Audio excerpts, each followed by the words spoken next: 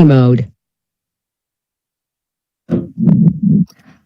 At 8 degrees centigrade in Delhi, we certainly have a chill morning here. But nevertheless, we extend a very warm welcome from the offices of Department of Biotechnology and its public sector undertaking, Biotechnology Industry Research Assistance Council. Before I hand over to Dr. Alka, to welcome our esteemed panelists and about 70 plus, 750 plus listeners and audience here, I was just remembering today morning a very famous quote which I heard when I attended the lectures of Dr. Stanley Plotkin. He said that the impact of vaccination on the health of the world's people is hard to exaggerate. With the exception of safe water, no other modality has had such a major effect on the mortality reduction and population growth. But I'm sure Dr. Plotkin must have included now, with the exception of safe water and masks. And with that, I just want to send a message that while we have some excellent global and Indian news coming in the area of vaccination, COVID-19 vaccines, the masks are there to stay for some time.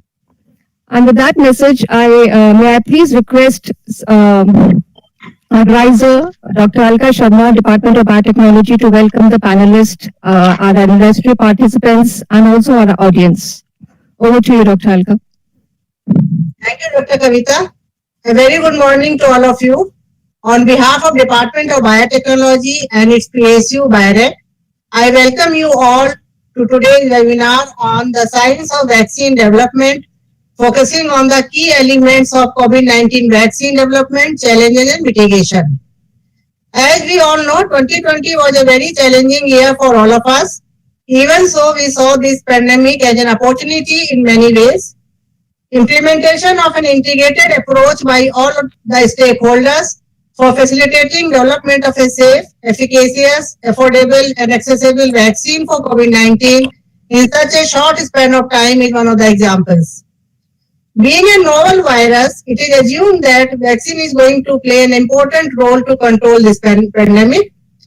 Currently in India, more than 30 groups, both from academia and industry, are actively involved in development of vaccines for COVID-19. We have 6 vaccine candidates at various stages of clinical trials, out of which 4 are indigenously developed vaccine candidates. In order to discuss the details of science behind development of these vaccine candidates, the Department of Biotechnology and BIOREC is organizing today's webinar. In this webinar, participation is sought from development experts, policy experts, regulators, industry, and the media.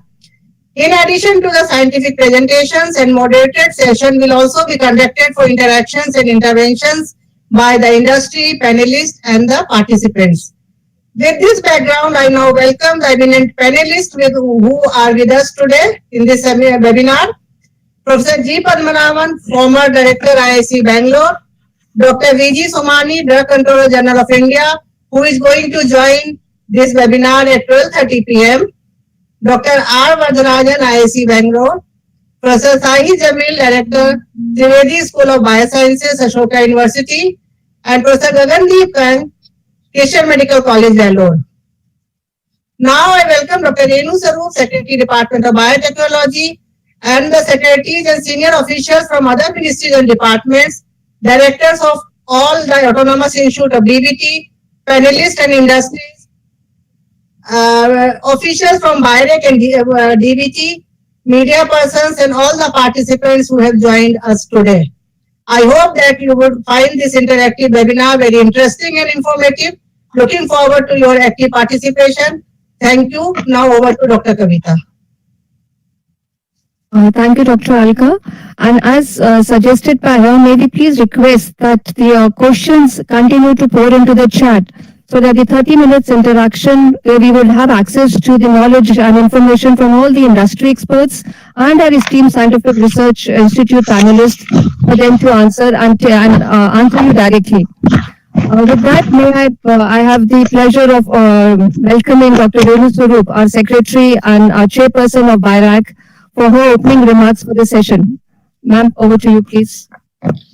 Thank you very much, Kavita, and very good morning to all of you. As Kavita said, on a wintry morning, but with a warm ray of hope, and that is that we have the vaccines very close to us. the year 2020, we're on the last day of the year 2020. It's important to reflect on how the year went. 2020, a very unique number. Very few people, in fact, I think none of us are going to see a similar type of a number in our calendar year again. Two sides of a coin, 2020. One side of the coin full of challenges. The catastrophe that it created, suddenly the pandemic coming to us. The other side of the coin, the opportunity, the achievements of science, technology, healthcare. I think that is really what we remember 2020 as we move into 2021. This has been a year full of energies from the scientific community, from the healthcare community, to try and see how we bring in S&T-based solutions to fight this COVID challenge. We all, over the last many years, were looking at science and technology, responding to societal needs, responding to global challenges. And in this particular year, the response to the pandemic has also shown that science and technology has been able to deliver because of the unique ecosystem, the unique collaborations that have come together, national and international. Today we assemble to discuss a very important aspect of it, and that is the science behind the making of a vaccine.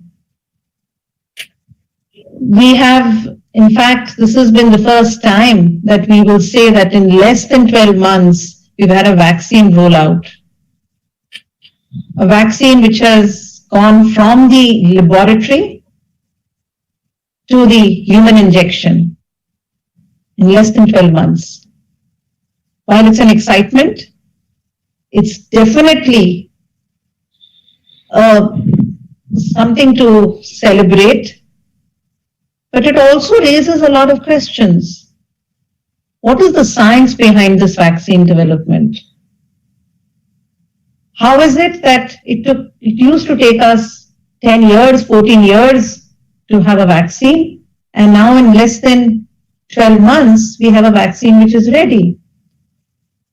There are key questions to it. And today we have an eminent panel which is going to talk about the science behind the making of this vaccine. Today, as never before, have we had such a high level of public engagement in the development of a particular technology or product when we move within our scientific field. Not only has the public followed and stayed deeply engaged with every step of the development, but they're also very concerned on two sides. One is, when are we getting the vaccine? And then the other side, how safe is this vaccine? We also have a very unique opportunity this time, and that is, we're not talking about one vaccine. We're talking about a basket of vaccines.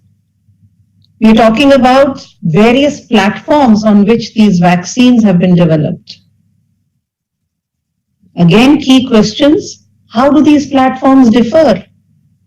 Are they only going to be different in terms of the programmatic implementation, the logistics which are required to take them to the public? Or is there going to be a difference in this platform, in the safety, in the efficacy, in the immunogenicity of this particular vaccine? The key questions which the public is asking is, if we have a choice between 3 vaccines, how do I choose which vaccine to take? Or is it going to be a common mixed basket and it will be decided whoever gets whichever vaccine, you can take that? Never before have we faced such a situation. Never before have the scientists faced such a situation where they have to really not only do a head-to-head comparison of the vaccine, but also compare the platforms and say what is it that's going to deliver. India is in a very unique position. We have always been recognized for the strength that we have in our vaccine development and manufacture. 60% of the global immunization vaccines have come from our Indian manufacturers. We're very proud of their strength. We're very proud of their competence to be able to deliver. Today, we again are in that situation where we have a large number of vaccines which are going to roll out from the Indian manufacturers. At this point of time, I would like to refer to two statements made by our Honorable Prime Minister. In June 2020, when he spoke at the Vaccine Summit in London, he said, India not only has the capacity to contribute to the global health efforts, but also the will to do so in a spirit of sharing and caring, unquote. The second very important statement that the Honorable Prime Minister made at the UN General Assembly on 26 September 2020, and I quote, as the largest vaccine producing country of the world, I want to give one more assurance to the global community today. India's vaccine production and delivery capacity will be used to help all humanity in fighting this crisis. That is the expectation which not only the Prime Minister has, but that is an expectation which the world has. Our Indian scientists, our Indian researchers, our Indian industry, they've stood up to this. And once again, I would say we closed 2020 with a lot of, in fact, we are really proud of what has happened. We closed 2020 with all the challenge that we faced, but we closed 2020 with aspirations, with expectations, and we are confident that our ambitions as we move forward will really be fulfilled, not just for COVID. I'm very confident that this ecosystem that we have created in terms of our working culture, in terms of our collaboration, in terms of the strengths that we have built in our human resource and our infrastructure will help us not only to fight COVID, but to go much beyond COVID. I'm very pleased today that in addition to our eminent panel here with Professor Padmanabhan, Vardarajan, Shahid, Gagandeep, the regulator will join in. We also have our key industries participating with us. We have Zydus Cadila, we have Bharat Biotech, we have Genova, we have Dr. Reddy's, we have Serum. I'm not sure whether somebody from BioE will join in. And look at what I was mentioning to you, the diversity, each one of them on a different platform. So in the intervention time, they would all be there to be able to also come in with their interventions about the platform. So thank you very much. I hope you find this webinar very interesting. Let's answer all the science questions together to be able to give confidence to ourselves that science is delivering for the safety of the humanity, for the welfare of the humanity. Thank you very much and a very, very happy new year 21 to all of you. I wish 21 takes us to much greater heights in science and technology and a safe world as we move into 21. Thank you very much and over to you, Kavita. Thank you, ma'am. Couldn't have had a better start for this hopefully a wonderfully interactive seminar, webinar by the time we end it. And also, so rightly acknowledging the resilience, the energy and the commitment which has come forward from all our vaccine manufacturers, along with researchers, the multidisciplinary collaboration, what we have seen to get this forward is totally unparalleled. So thank you so much, ma'am. As per the agenda, we did have Dr. Somani, our drug controller, for the next 10 minutes, but as I shared, because we can understand his time, the precious and his constant demand on his time, I would straightway go ahead and I'm sure none of us, nobody in the audience would also need introduction to Professor Padmanabhan. Sir was the ex-director IIC when he retired in 98, but continued to be the emeritus scientist and honorary professor and a distinguished biotechnologies and holds the NASI Platinum Jubilee Chair. So he is also a senior scientific and innovation advisor to BIRAC. And I'm sure all of you are aware that till date he chairs many of our meetings which start in the morning at 9 and go much past dinner. Much past dinner time, and I don't even think he takes bio breaks in between. But sir, thank you so much for your leadership, and may I please invite you, sir, for your introduction to the, as titled as the novel SARS-CoV virus as we know it. Thank you, Kavita. Happy New Year to all of you. Thanks, Secretary Dr. Annaswarup, for inviting me to this webinar. Thanks to Alka and Shirshendu for logistics support. I will very briefly talk about the science part as well as the virus. I will be selective. Next slide, please. I'll go to the topic directly. Next one. The phylogeny is very well known. The coronaviruses, how many are there, how many species, maybe there are 39, 40 species are there. Genera, subgenera, order, suborder, everything is known, very huge. Time does not permit me to get into that. And in particular, 7 types are the ones which are of concern to the human. I don't know whether you can read the slides. The 229E, NL63, the first 2 of them, they are the alpha virus, the alpha type. There are 4 genera, alpha, beta, gamma, delta. The 2 alpha and the 2 betas. The 4 basically are associated with common cold. And the last few decades, every decade we have had major outbreaks.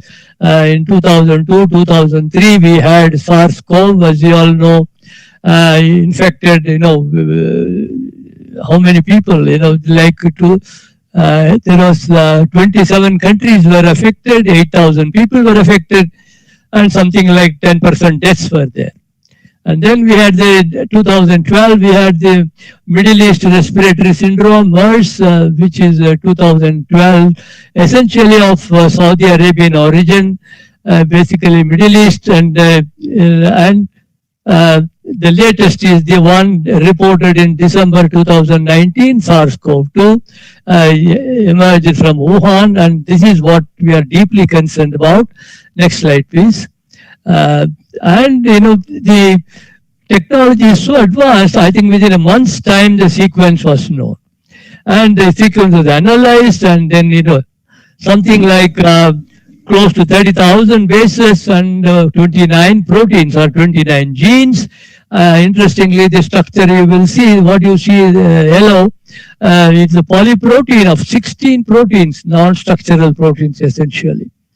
And there are a couple of proteases which process them to give all of them, and then the structural protein. Next one gives you a little more detail. Next slide, please. Yes, as I said, you have these 16 proteins, and then essentially we have 4 structural proteins. S for spike, E for envelope, M for membrane, and N for nucleocapsid. And these are all present in various ratios and proportions. That will not get into that, but spike protein is the most important. That is what is involved in binding to the receptor, and the name is the crown. That is how it comes, corona. Next one, please. Now, this is where the knowledge about the SARS-CoV, earlier knowledge itself is not very different. Basically, the virus with the spike binds the ACE2 receptor, enters into the cells, lung cells it is said, but looks like every organ, every type of cell seems to have this receptor. And it is an RNA virus, it is a positive strand virus, it is uncoated, and then there is a replicase transcriptase complex, which makes more RNA, plus RNA makes negative RNA makes plus RNA, and then it is translated, and then the virus assembly takes place, and it comes out of the cell, and then lysis takes place. And on the left you see the structure of the thing that binds to the ACE receptor, which you see in the yellow, and the spike protein you see in this red and magenta color, and binding to that. Essentially, it is thought it is of bat origin, but interestingly, the spike binding region, the receptor binding region, has some certain insertions which makes it more closer to pangolin. So there is a lot of debate, what is the origin, but by and large it is felt the whole virus must have originated from bats, but there could be other involvement as well. Next one, please. Now, the original strain, as I said, the huge phylogeny, will not get into that. The original strain that arose from Wuhan is known as the L strain. That got mutated to the S strain, then it becomes the V strain, and now what we have is the G strain. Now you have GR, GH, GV, and so on, and the O represents miscellaneous mutations. So when you have a mutant of this type, you trace them to the same parent or to the same progenitor. That is how the definition, and you will get terribly confused if you try to find the definition for a strain or a type or a subtype or an isolate. Why do we use certain terms? And the literature is very, very confusing. But anyway, what we have right now is the G strain that is circulating all over. Next slide, please. And major epicenters turn out to be United States and India. In terms of the number of cases, the top two cases are from India and from United States and India, and where the G strain is circulating. And of course, there are mutations. The most important mutation which was reported in February 2019 is the D614G. That means aspartic acid 614 became glycine. You can say the L virus was the aspartic acid virus and the G strain is the glycine virus. This mutation is very important because this made it very infectious, and it's spread throughout the globe. What we have is the G strain. Next slide, please. And this is where, compare US and India, so far as the spread of these things are concerned, very clearly, they are somewhat very similar, the L strain, and what is circulating today is the G strain. Next slide, please. And the latest mutation that has been reported maybe a couple of weeks ago, you will see, the United Kingdom came into the picture, but it has been known in other countries, but it is independently evolved in UK. And, this seemed to be somewhat different because normally I read that, the mutation rate is something like 1 or 2 mutants per month. But this one apparently, a bunch of mutations evolved at the same time. For example, this paper says there were at least 14 mutations at a time, and the important ones seem to be N501Y, that means asparagine 501 to become tyrosine. This mutation is within the 6 residues which bind to the receptor. And there have been other mutations which are important, phenylalanine to histidine 681 and a deletion 6970. Why these are important? They are in the receptor binding domain. And because they are in the receptor binding domain, there could be consequences which I come to a little later. Next slide, please. Now, we want to shift gear and really tell you how this analysis becomes possible. This analysis becomes possible, for example, in the United Kingdom. You can look at the way these have been done for the National Health Service centers and the way they bring in groups together to do this. Next slide, please, will give you a little more detail. How many sequences have been analyzed within a month's time? 137,540 sequences from 10 times more. That means almost 10% of the samples have been sequenced. And then you can see the coverage within a month, what were the samples obtained, and the analysis was done in 4 days, 12th December to 16th December. And then put it onto the cloud, bioinformatics structure and so on. How is this possible? What I'm saying, 137,540, and we are talking about 4,000 sequences, 5,000 sequences, 6,000 sequences. Next one, please. Which of course is important.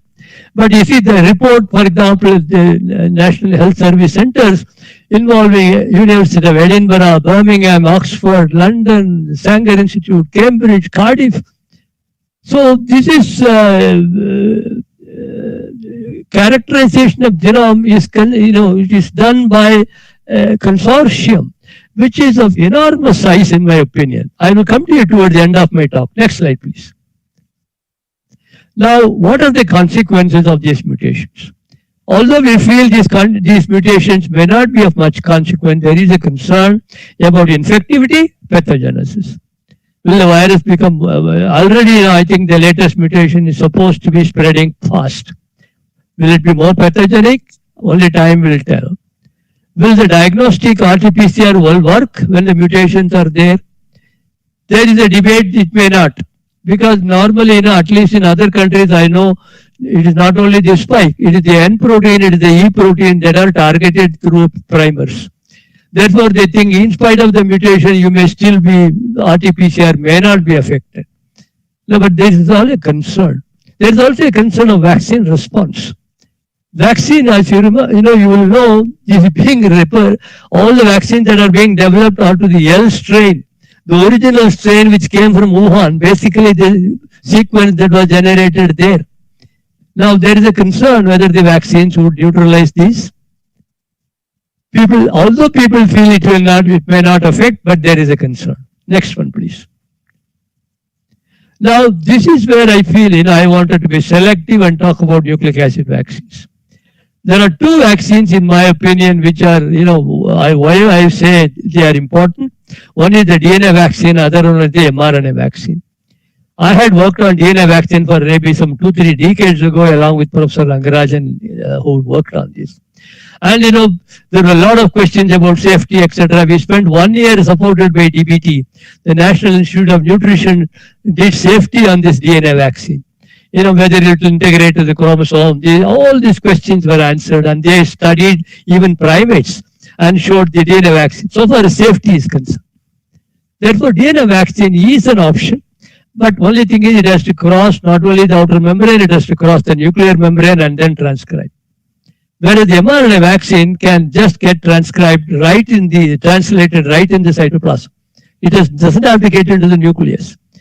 So either of them one will give DNA to RNA to protein, other one will give RNA to protein, and the proteins will be coming outside, and the peptides will be presented, and we all know how antibodies are made, T-cell immunity is in place, and so on. Next one, please.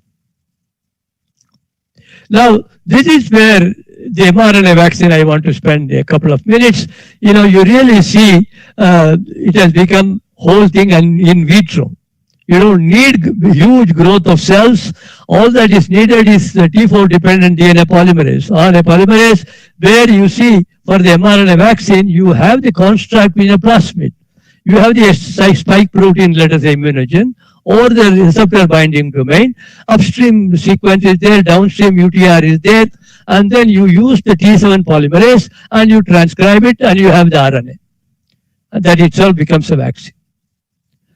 Whereas in the self-amplifying vaccine, the principle is the same. You have T4 polymerase which will transcribe and give the RNA, but in addition to the immunogen, upstream you have 4 alpha virus sequences. NS1, NS2, NS3, NS4. This lets the RNA that is formed to form a complex which now contains RNA-dependent RNA polymerase.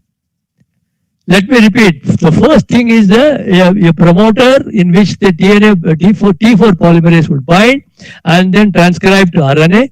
And the RNA would now, because of the alpha virus sequences, it will form now a complex which contains RNA-dependent RNA polymerase. So what happens is the RNA is amplified enormously. The difference between these two, you have one-time RNA, messenger RNA here. In the self-amplifying, you have a very large number of mRNA molecules that can be made. The next one gives you, it can be provided in trans and so on. It's more of science. I will not get into it. Next one, please. This is where, this is now being spearheaded by Imperial College London. And, for example, they give the example of these other vaccines, flu vaccine and so on, made in egg in 1957, continues to be made in 2020 also in the egg. And if it is a protein vaccine, even if it is a subunit protein, whether it is a recombinant protein, you have to have a bioreactor, scale up gram quantities.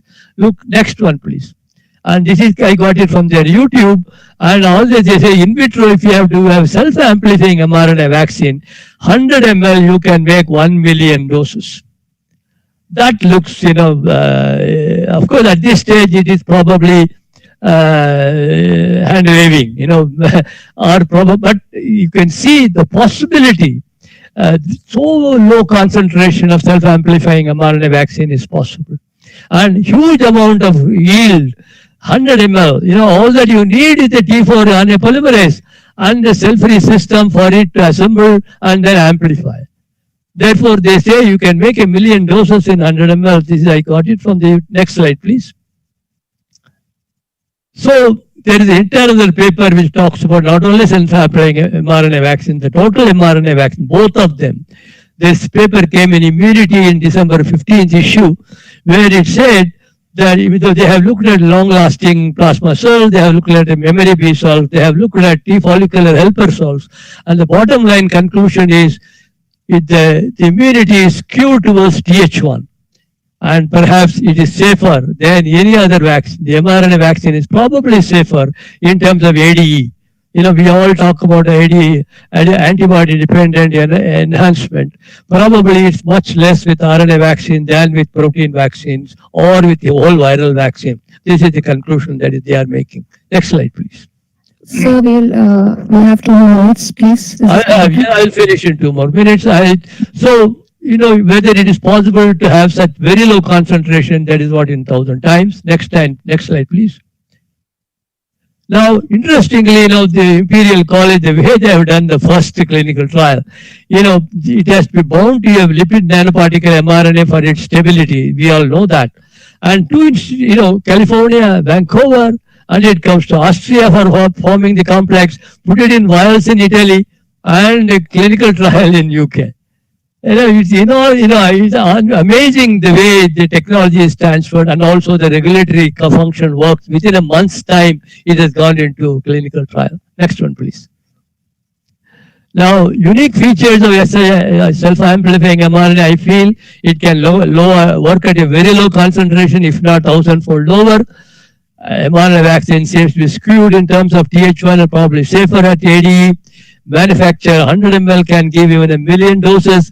And more interestingly, any new mutation, in case you think a new vaccine is needed, it's much simpler to make it because all that you need is a plasmid DNA.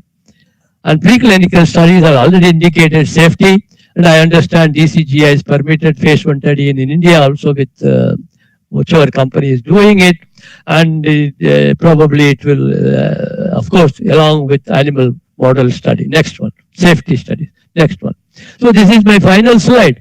I feel we need to have consortia. How did the UK work? Consortia for surveillance, consortia for diagnostics, consortia for analysis. It is different from what I feel is there are 3, 4, 5 institutions we are talking about. And we cannot have a faculty doing other things. We need to have a unit which is totally dedicated to this. In an institution, there may be several things, but there has to be one unit which is dedicated to surveillance, genomics, dedicated to diagnostics, dedicated to assess. I feel, the people must be recruited for this purpose. Then, they will not only be doing COVID, they will also be looking at this virus is not going to stop here. You are going to have another onslaught some other time. Therefore, they have enough job to do surveillance. And this consortia should cut across agencies, in my opinion.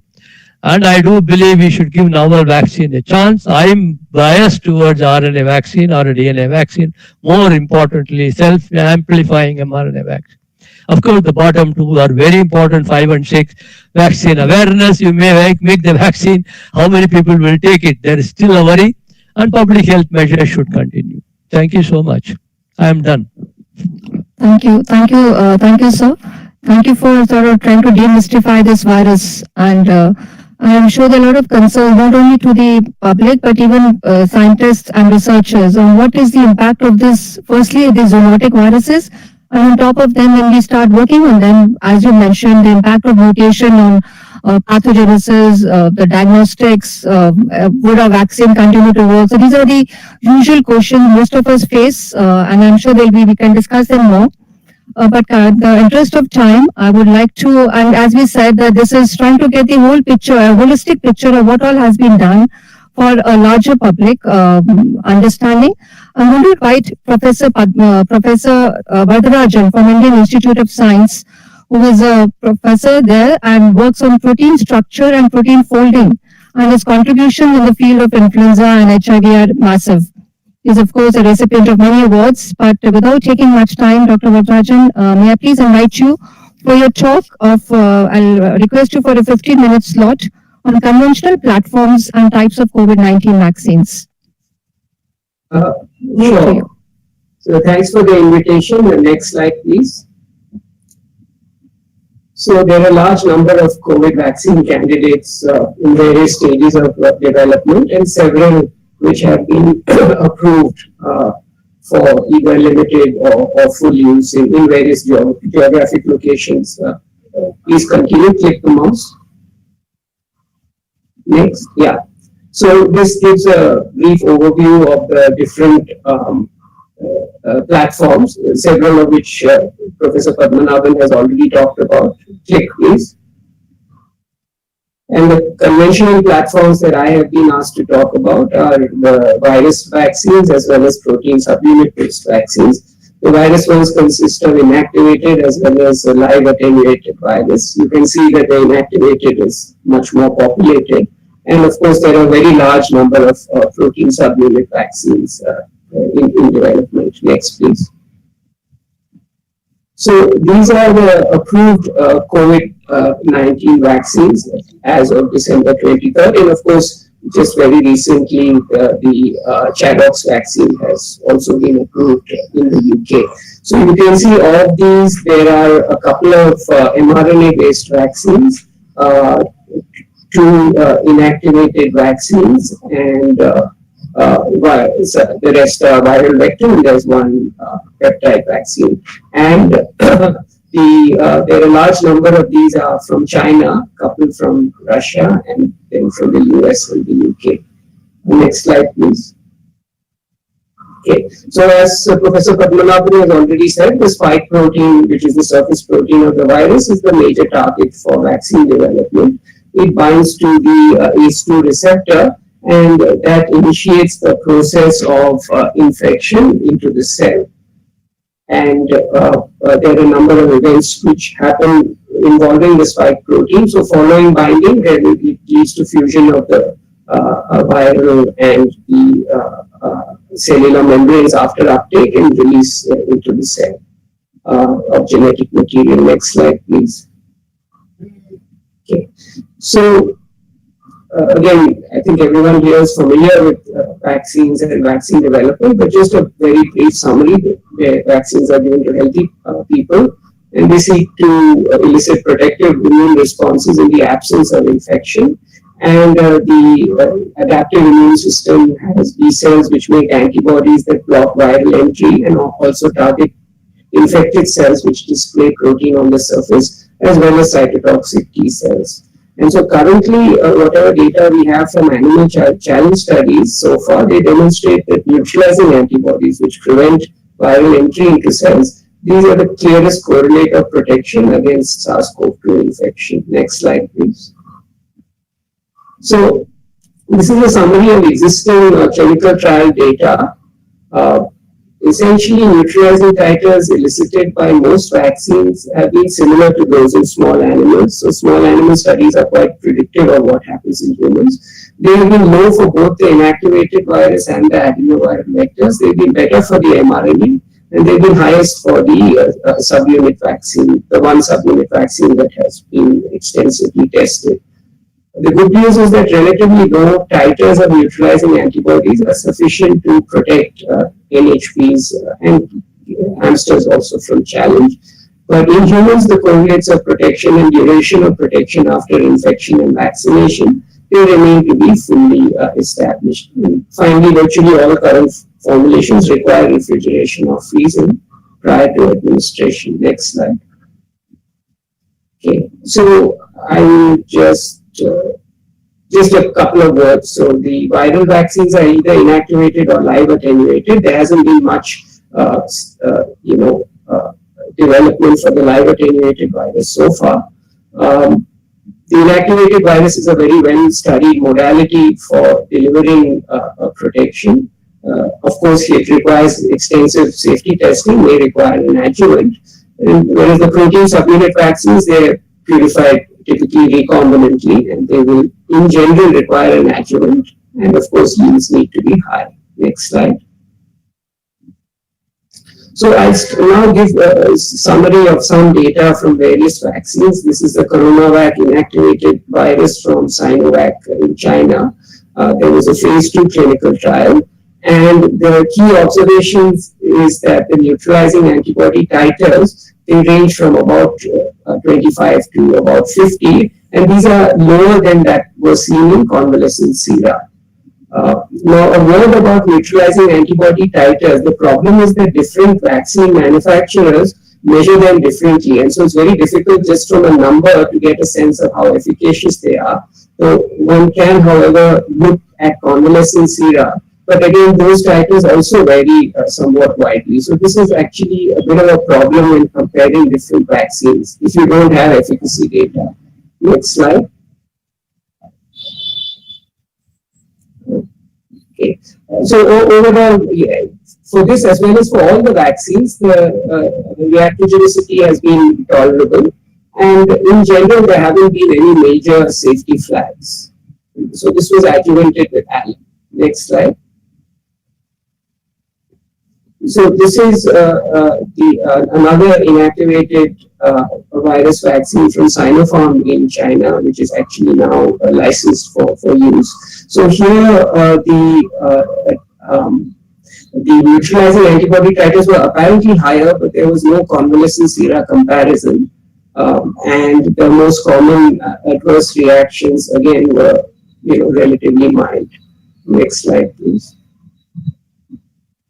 This is the Bharat Biotech vaccine, and recently the phase 2 clinical trial data became available in the public domain. And so there were 2 doses given with an adjuvant Algel IMD2 and this, or IMDG, I think it's called in the paper. And so this elicited T-cell responses, which were Th1 biased, which is a good thing. So the slide shows the ratio of the Th1 to the Th2 cytokines, which were relatively high. And overall, it appeared to be safe and well tolerated, though the adjuvant is relatively new and it has not seen extensive prior clinical use in the vaccine context. Next slide. These are the neutralizing antibody responses. So this is after 2 doses of the vaccine. The overall take-home message is that neutralizing antibody titers were comparable to those in convalescent serum samples. And the good news is, again, that they persisted to similar levels at least 2 months after the last immunization. Next slide, please. Okay. This is a recombinant protein vaccine from Novavax, which is consisted of the full-length spike protein expressed in insect cells, and with an adjuvant called Matrix M, which is also again a relatively new adjuvant, but it has been tested in Novavax's flu vaccine trials. So here there was a phase 1/2 clinical trial, and next slide. So here what was interesting was that the neutralizing antibody titers were very high. So compared to convalescent sera, they were anywhere from 10 to maybe a little less than 10-fold higher, depending upon whether you were looking at asymptomatic or symptomatic convalescent sera. So they were quite high antibody titers. And the T-cell response was also Th1 biased, which is again a good thing. Unfortunately, the phase 3 is, I think, only just initiating. So it's been a while to develop. And so this is one of the difficulties perhaps of some of the protein vaccines, especially those using the full-length spike protein, which is a large and complex molecule. Next slide, please. And again, the reactogenicity was mild and the vaccinations were well tolerated. Next slide.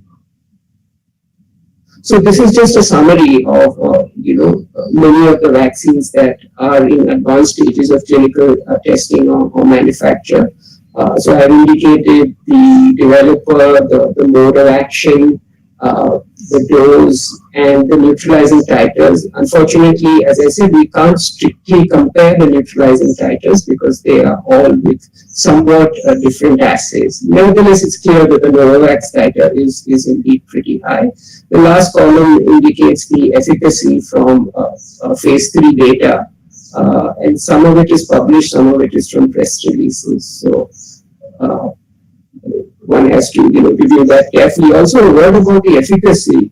The way it's calculated is just a few weeks. I think a couple of weeks after the last immunization, the ratio of infections in the placebo and the vaccine group. And ideally, of course, one would like to look at much longer term protection data to get a realistic estimate of the efficacy. Fortunately, though, both in infected people as well as vaccinated people, the antibody responses seem to be relatively,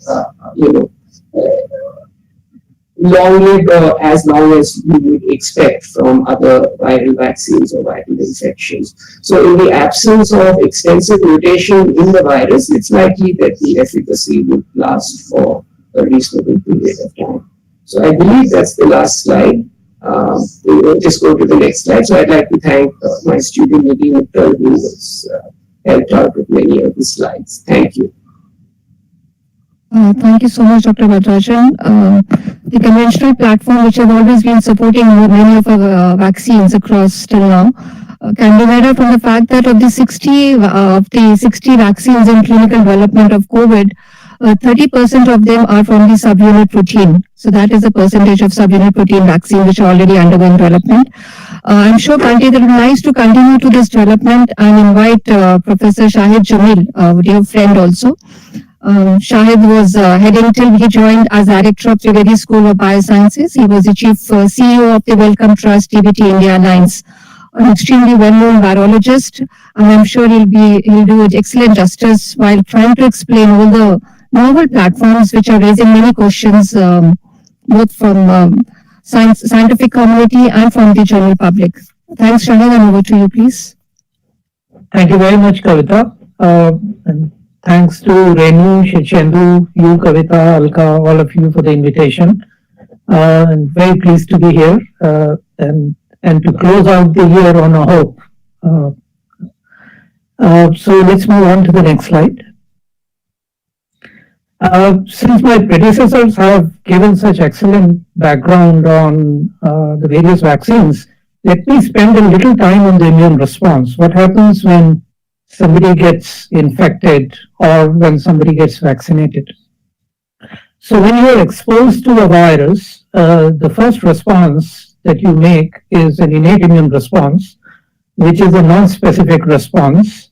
And most of the time that controls the infection. However, if the viral load, if the infection is not controlled and the viral load increases, then the next response kicks in, which is the adaptive immune response. And the adaptive immune response is based, as you know, on both antibodies and T cells. And it is this adaptive immune response that we are all targeting when we talk about vaccines.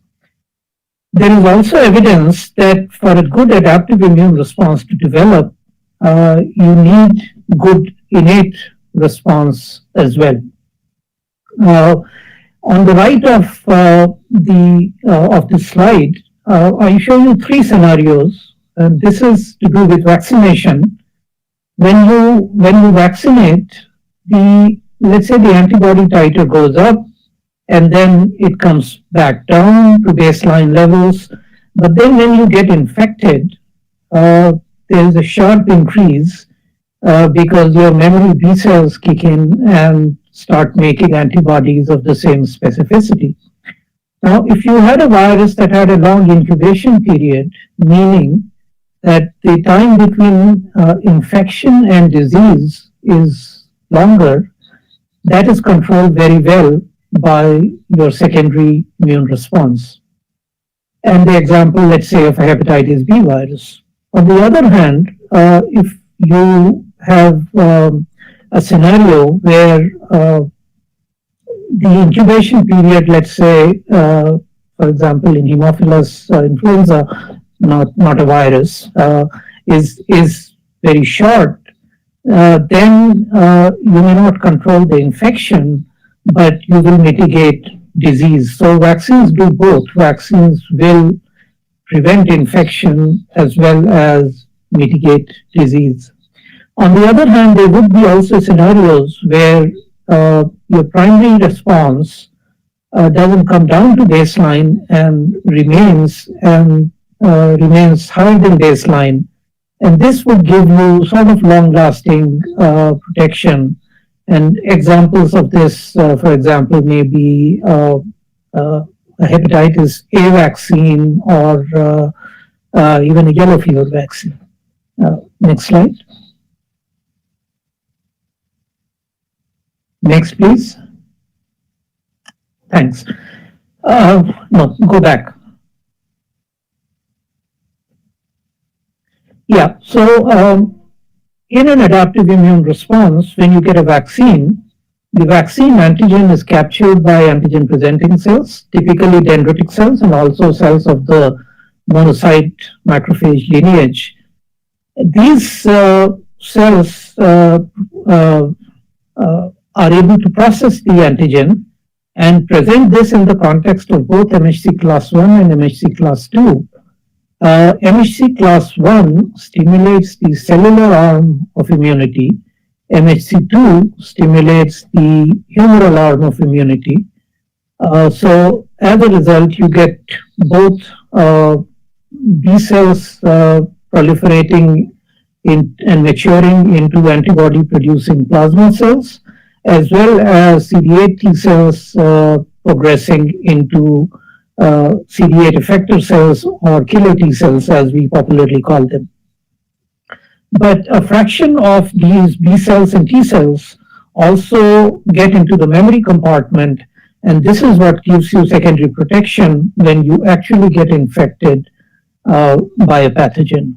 Next slide. So the adaptive immune response essentially works in steps.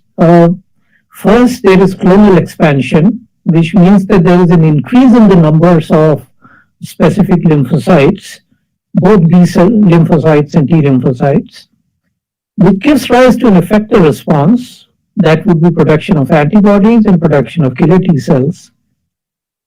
Following this, once the pathogen is removed, you have contraction, which means that the effector cells decline and they go into a long-lasting memory compartment so that next time you get infected, your immune system remembers and responds very quickly.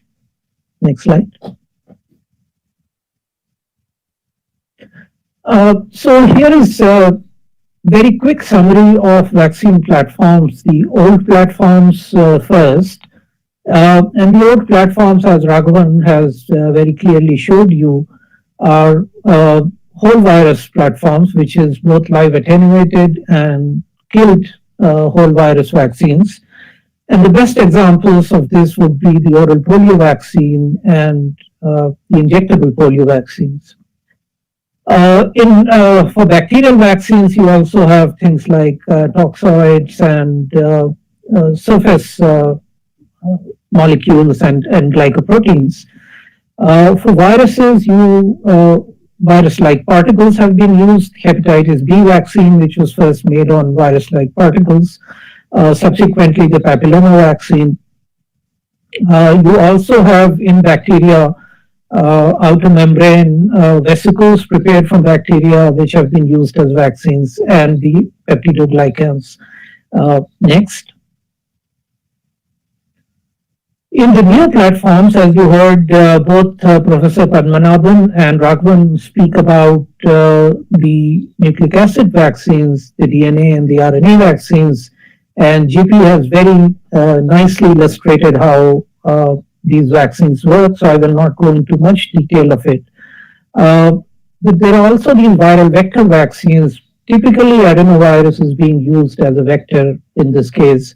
These are usually non-replicating vectors, but there are other platforms also in use, which is the adeno-associated virus, the measles virus, the yellow fever virus has been used as a platform. And then there are some new platforms coming up, like bacterial vectored as well as antigen presenting cell platforms, which are still in the experimental stages. Next slide. This is a very dramatic graph to show that vaccines actually work and work very well. The circumference of the circle shows you the number of cases. The yellow circle tells you when vaccine was licensed for that particular disease. And the take-home lesson is that after the vaccine was licensed and used, the number of those, the size of those circles and the frequency of those circles decreased immensely. And of course, the two most famous examples of vaccines are the smallpox vaccine, which eradicated smallpox, and this was in the 1960s and 70s. If you were a school-going child at that time, you would remember your time when you were lined up in the classroom and vaccinated. And if you're not of that age, go back to your parents and look at their left arm, and you will see 3 marks, and those are essentially smallpox vaccines. The other example is of polio vaccines, which has eradicated polio from almost the entire world, except for a few countries. So vaccines really work, and vaccines work very well. Next slide.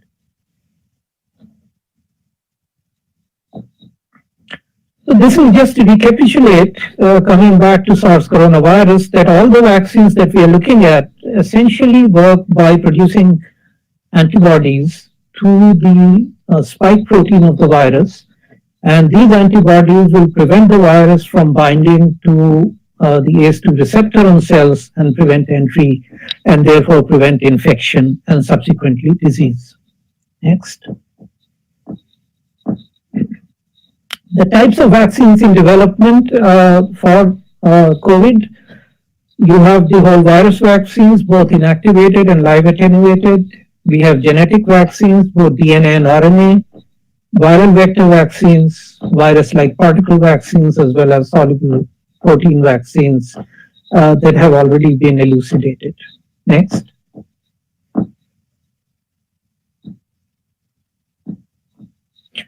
So how do these work? Well, if you take a live attenuated vaccine, the virus goes in and the virus replicates to some extent and stimulates these antigen presenting cells, which then stimulate the 2 arms of immunity that I talked about in the opening. The inactivated virus is also taken up by antigen presenting cells and processed and presented to the immune system. Next.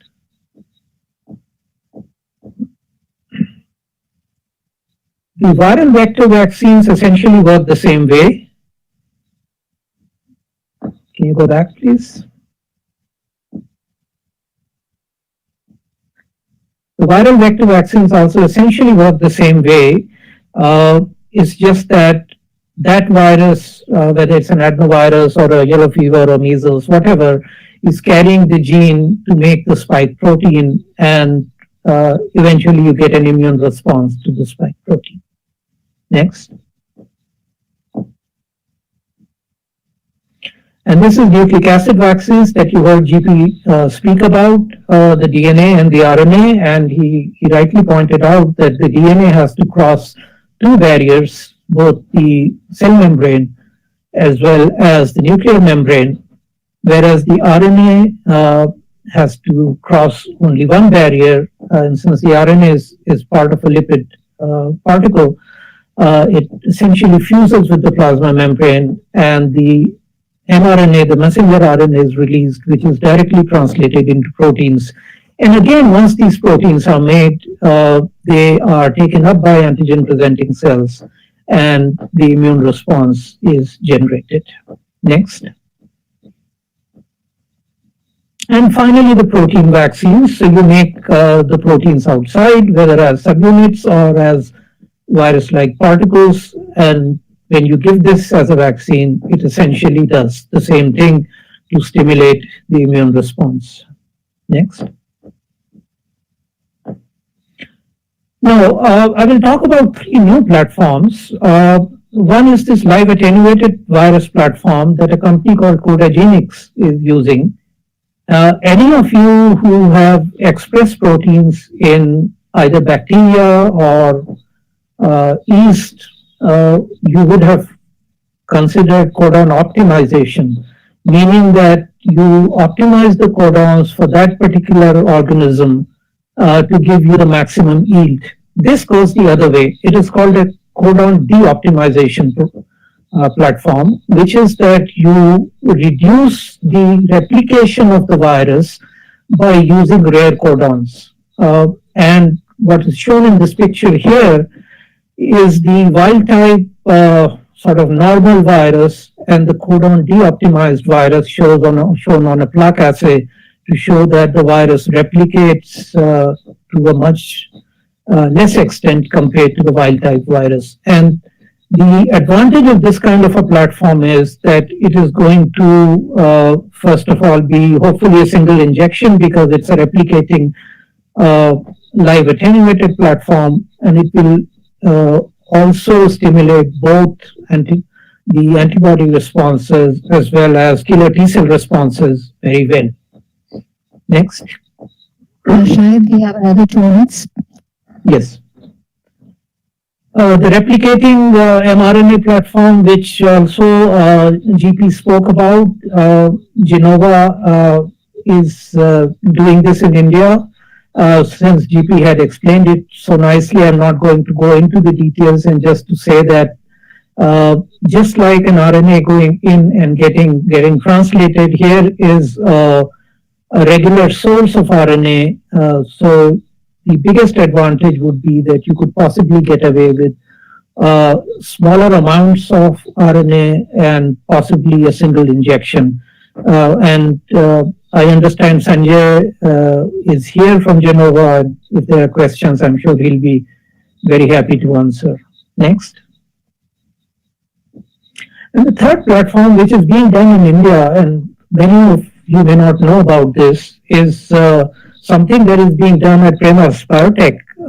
And they are expressing 3 antigens together in yeast using a technology which is called Decrypt technology, which is their patented technology, where they're taking the spike, envelope, and membrane proteins together and expressing it in Saccharomyces cerevisiae. And you see the electron micrograph at the bottom, which shows that it produces something that looks very similar to the virus, except that it has no nucleic acid. It's possibly the only candidate that has 3 viral antigens, and according to them, they can produce about 30 million doses per week from a 20,000 liter fermenter. And again, I think Prabhuda Kundu is here, and he'll be able to talk more about it if needed. Next. Again, I'm not going to dwell on this, just to show that there are many vaccines in consideration, and many of you are aware which have received approval and which are waiting. Next.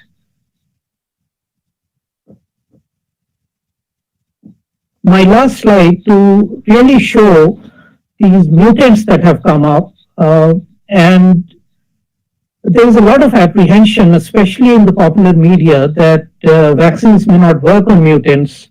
So I will just show this one graph, which is data generated recently by Vineet Menachery's group at University of Texas in Galveston. And what his group has shown is that if you take convalescent plasma from convalescent patient sera and do print titers, and compare wild type virus versus the N501Y virus, there's absolutely no difference in the print titers. So this gives us hope that the new mutants would be neutralized by both vaccinated sera as well as patient sera. That was my last slide, and thank you again very much for the attention.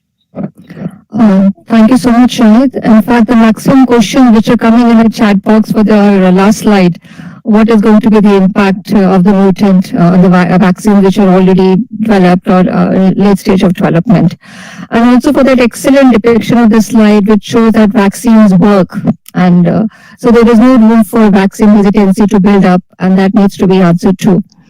With that, it's my again an honor to welcome, I'm sure Dr. Professor Kang is seen so often battling such tough questions on the screen in the late night news, 9 p.m. when we reach home. So ma'am has been, she is presently the professor and a clinical scientist in the Department of Gastrointestinal Sciences at CMC Vellore. But we know that till very recently she was the executive director of THSTI or DBT Institute. And we certainly missed you, ma'am, here. And we're also very proud when we share that she is the first Indian woman to be elected as a fellow of Royal Society. And as we've heard about the various platforms, there are a lot of questions which come up. Do different platforms need a different regulatory pathway for development? What is the difference when we say vaccines impact infection or they impact the mitigated disease? What are the endpoints these vaccines? So there are a lot of questions, ma'am, which are coming up. And with that, I hand over to you for your talk on path to vaccine development. Thank you so much. Thank you for the very kind introduction, Kavita, and it's great to see all my colleagues and very respected co-panelists. So the way I thought I would do this talk, because everybody has had such absolutely brilliant slides that all the material around COVID-19 has been covered. So to talk about pathways to vaccine development, I think we need to think about the vaccine research ecosystem. And fortunately for us, this is something that DBT has been engaged in from the time that the National Biopharma Mission was set up, and with the subsequent engagement that DBT has had in establishing INCEPI and linking to CEPI, which is specifically around looking first at vaccines for epidemics and now for pandemics. So what are the goals of such an effort? We know already that India manufactures vaccines on scale, but until we had this pandemic, we weren't really thinking about R&D for new vaccines. The pipeline of antigens that we are looking at even today, the technologies that are being developed are largely coming from outside of the country. So let's take a look at the front runners. If we look at the vaccines that are in development with Serum Institute of India, the AstraZeneca vaccine was designed at the University of Oxford. The codon de-optimization to which Shahid just referred is a technology that's coming from Codagenics. Oxford is working with another company on the spy catcher technology to make virus-like particles.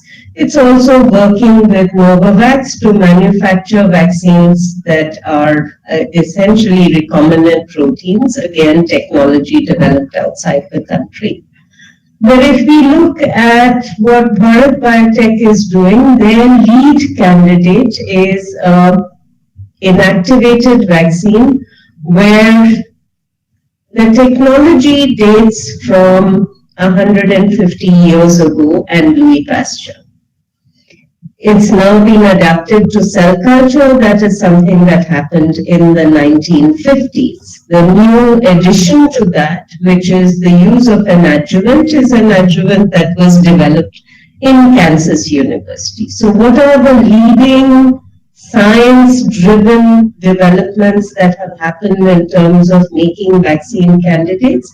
Well, the work that Raghavan is doing is truly outstanding.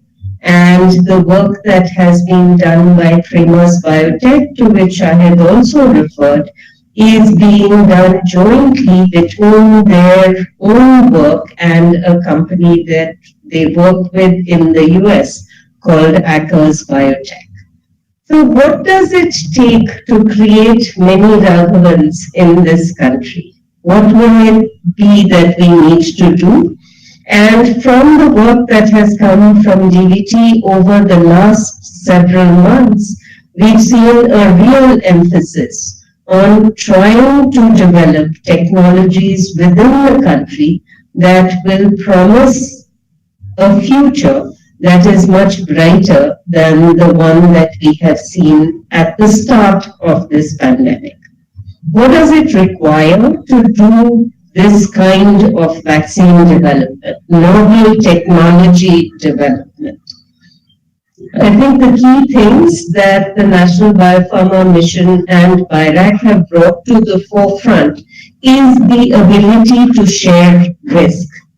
And this is something that the rest of the world also came to only in the last 15 years or so, following on from anthrax, is when the US government established BARDA with the idea that there needed to be an ecosystem in place that would allow for the development of medical countermeasures against biological threats. If we look at CEPI as well, CEPI was established so that the process of the development of vaccines that had an uncertain market, that were likely to have market failure, could be de-risked by supporting early development of vaccines.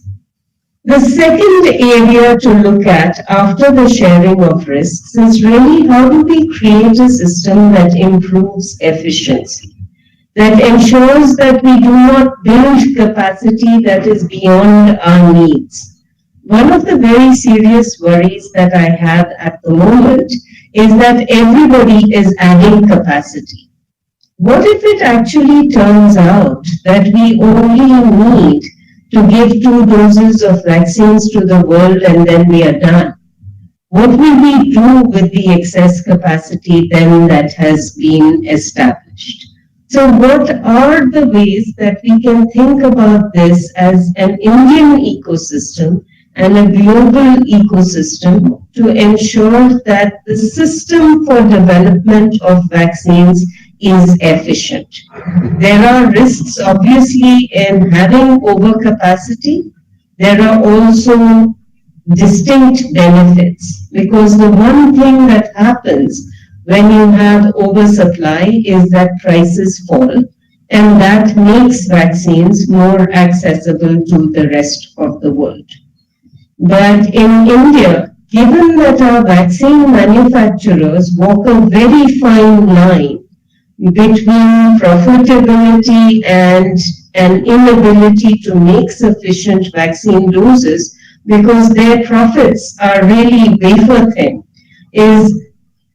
creates this situation where ensuring that we can offer to them the kinds of investments that governments can make that allows them to reserve their own investments towards enhanced manufacturing capacity are important for us to think about.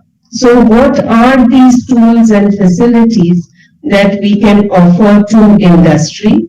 And with the pandemic, this is something that DVT has once again brought to the forefront, and I hope will invest even more in. These include animal facilities and the ability to do animal experiments at biosafety levels that are beyond what is done for most other vaccine candidates. We have BSL-3 facilities that are available, but expanding that capacity to be able to enhance the services that can be offered both to academic developers and to vaccine companies is very important. We need to think about assay systems and the ability to deliver on assays at quality. I really loved Raghavan's last slide, which showed how all the vaccines were performing and also showed that the assay that every company was using to develop its vaccines were very different. Now we have a situation where WHO has developed 3 biological standards against which I hope all vaccine companies will be standardizing their assays so that we have comparability. At the moment, we are in a situation where we don't understand whether immunogenicity in one trial can really be correlated with immunogenicity for a different product. Then I'd like to come to clinical trials. And I think clinical trials are an absolutely fascinating area for us to think about. So just if we were to think about the use of COVID-19 vaccines, we all understand that the first goal is to protect the vulnerable, and we are looking for the vaccine being efficacious. But we have seen that we have results from Moderna, we have results from Pfizer, we have results from the AstraZeneca trial, and these have been done based on overall efficacy. But is overall efficacy what we really measure in the most vulnerable?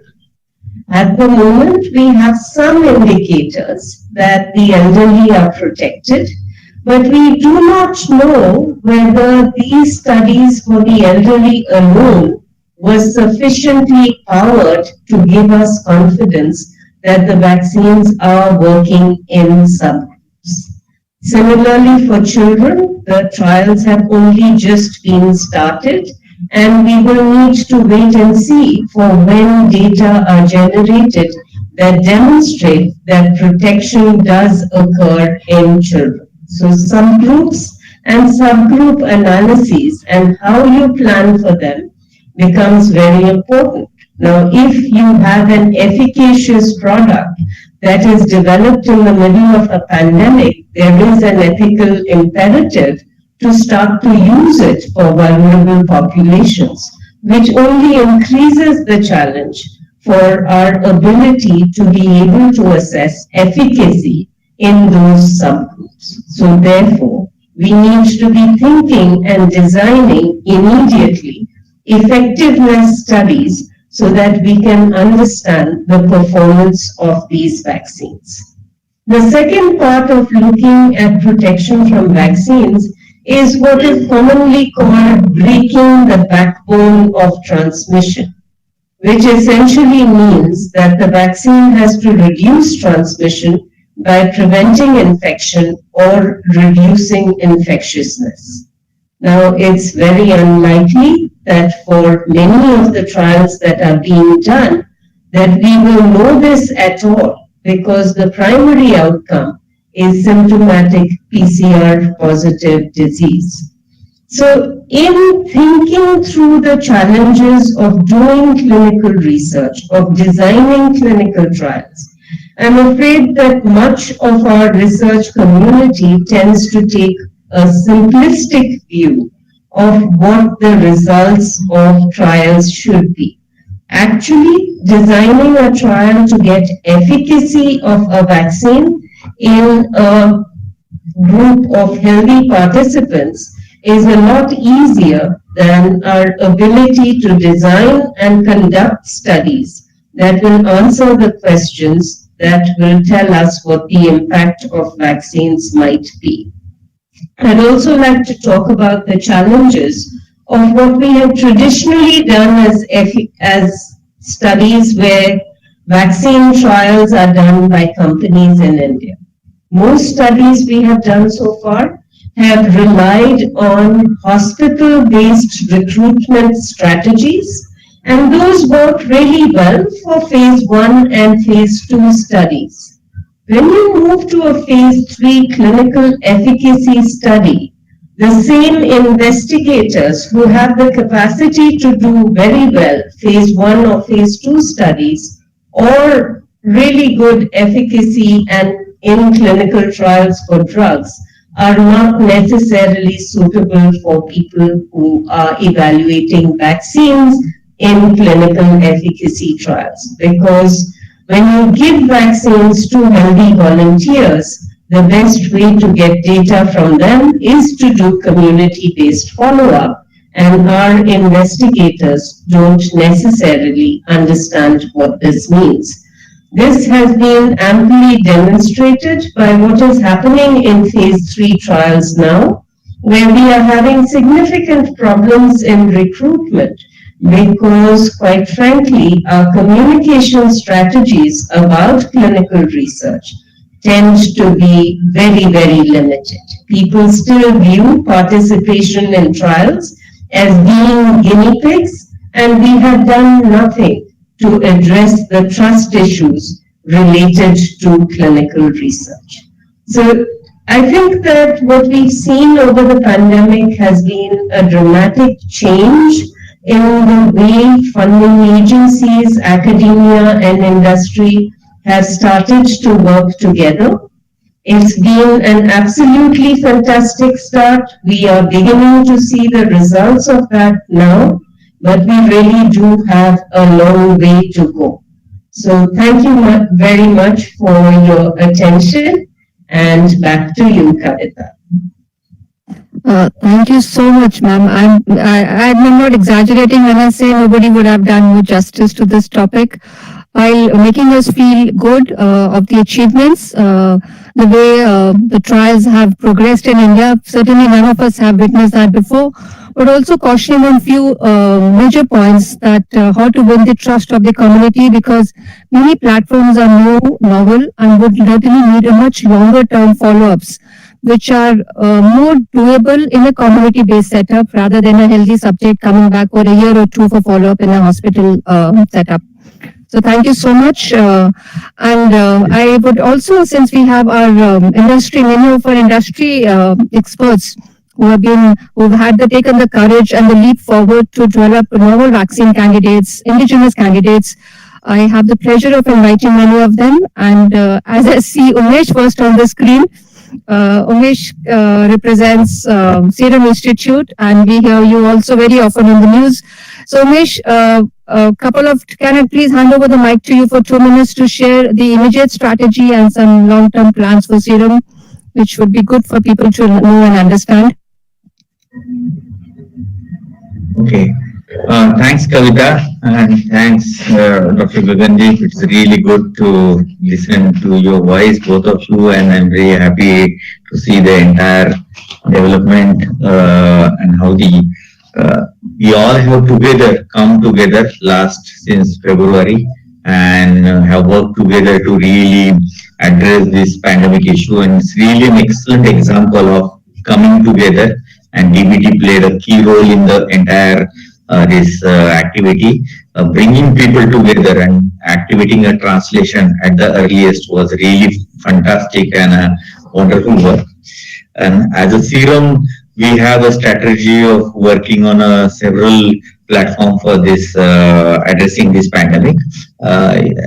First, what we have done is certainly in a global platform, we are working with Oxford AstraZeneca product, which hopefully, if all goes well and if our experts approve, we may have an emergency authorization in coming few days, and we have already made. So this is a big plus which has happened, which probably Dr. Renu Swarup as well as Dr. Gagandeep knows very well, that the first major change which we could all achieve together was getting this manufacturing and stockpiling license from drug controller. So this is a big plus you will have. We probably is the only country today, as of today, we have in Serum a stock of around 75 million doses of Oxford vaccine, and by first week of January we'll have something around 100 million doses of an Oxford vaccine. Nobody has this much stock of the product.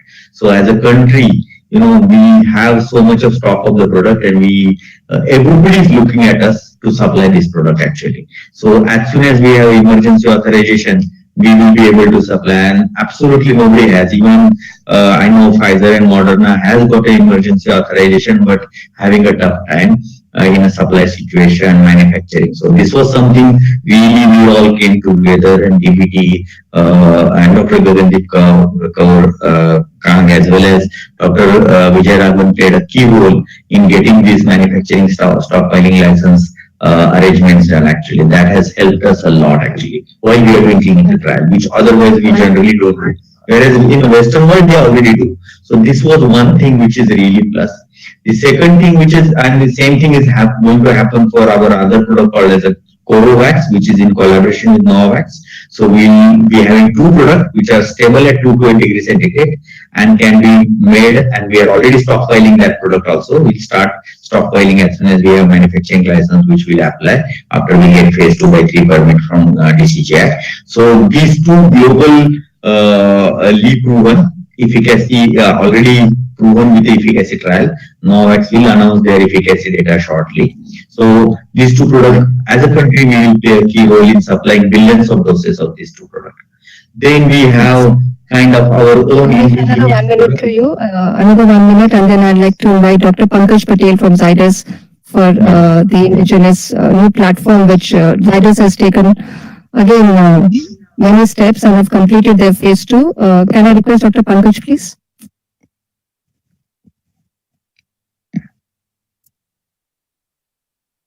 Pankaj, you're muted. Dr. Pankaj, you need to unmute, please. We are still not able to hear you, Dr. Pankaj. Not yet. We see you very clearly.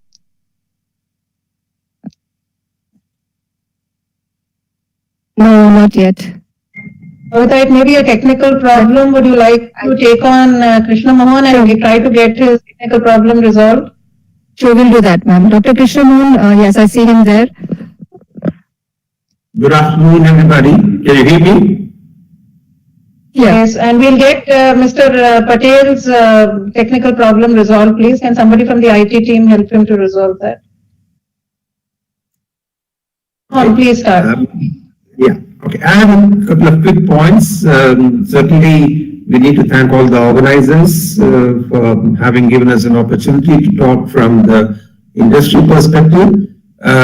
Clearly, one issue which we need to place on record, all the regulatory agencies which have been involved, whether it is the Drug Controller General of India or whether it is DBT or whether it's ICMR, they have really come forward and helped us in getting thus far with our product development. So we really appreciate that the speed with which we have been getting guidance, and specifically DCGI has been putting in long hours to make sure all the regulatory filings are given the review as quickly as possible. Having said that,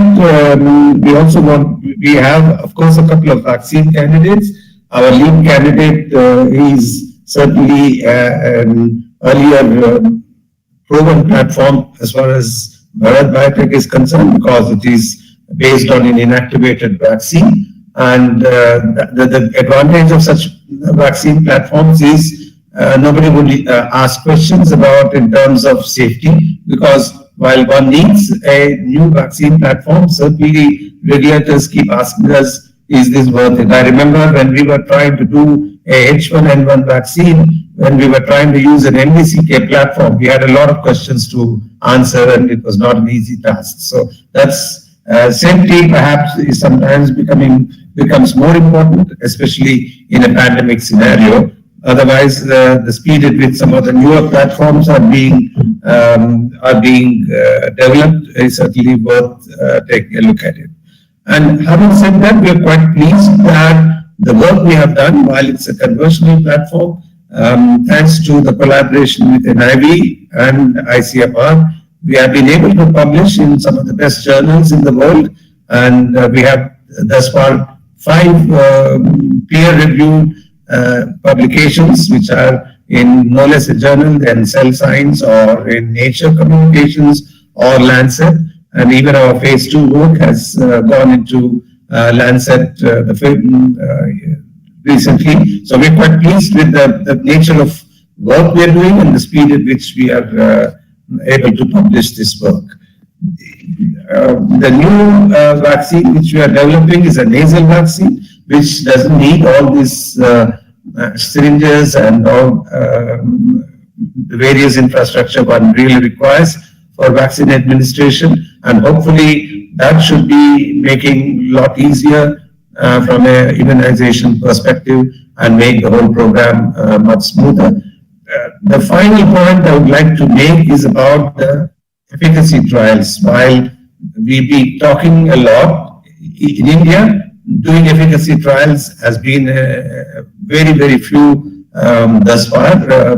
The only other efficacy trial that I remember is in the rotavirus vaccine, which we worked along with other agencies and made that happen. And most of our typhoid conjugate vaccine work, we had to clearly go out to University of Oxford, and we had done that so far in 4 other countries, and we're quite pleased with the work we did. Coming to Covaxin efficacy trial, let me make it clear that it's not been an easy task. However much we tried to work with the institutions, work with the media, work with the governmental organizations and the hospitals. It has been a difficult task, but so far we have managed and we have reached more or less towards the end of the goal. And hopefully now will be the time when we will start getting into a case count mode. So I think as organizations such as DBT and ICMR, our request would be how to bring up capacity to do large-scale efficacy trials in this country. That's something we all need to focus so that when the next pandemic comes, we have a better way of doing these kind of trials. Because it's always easy to ask questions. It's very difficult to answer them. It's very easy to say that this product has this kind of a defect, this product has this kind of a weakness, but really product development is a very challenging task, more so when you are pressed against time. So that's all I have to say. Thank you. Thank you. Thank you so much, Dr. Krishnamohan. I'm sure your perspective and the perspective of the people who are doing on the ground is extremely critical to be heard by everybody. And I'm sure we've handled the challenge Dr. Pankaj Patel was facing. And could we get him on, please? For yes, loud and clear. Yes, Dr. Pankaj. Thank you, Kavita ji, and thank you, Renu ji, for inviting me. And I can just briefly brief you that our DNA vaccine has completed successfully the phase 2 trial and is moving now into phase 3. We will be doing phase 3 trial in about 30,000 subjects in India, and we have enrolled about 60 sites to do this so that we can do it quickly, the trial. We also have another vaccine which was developed again by our own scientists, which is a measles virus vector vaccine. And this vaccine also is undergoing now the preclinical testing. We expect to complete the preclinical testing and move into clinical trial by March next year. On top of it, we also have now moved into preclinical work on testing on the monoclonal antibody cocktail. Just we presented the data to DBT, and we're expecting the approval soon to start the toxicity study so that we can also offer a therapeutics for people, unfortunately, who may not be protected for either want of vaccine or otherwise.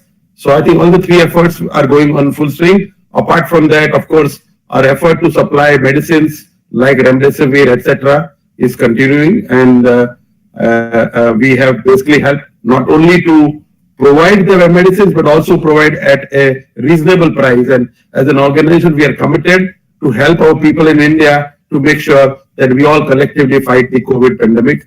I want to thank DBT, ICMR, and Drug Control General India for supporting us in all our efforts.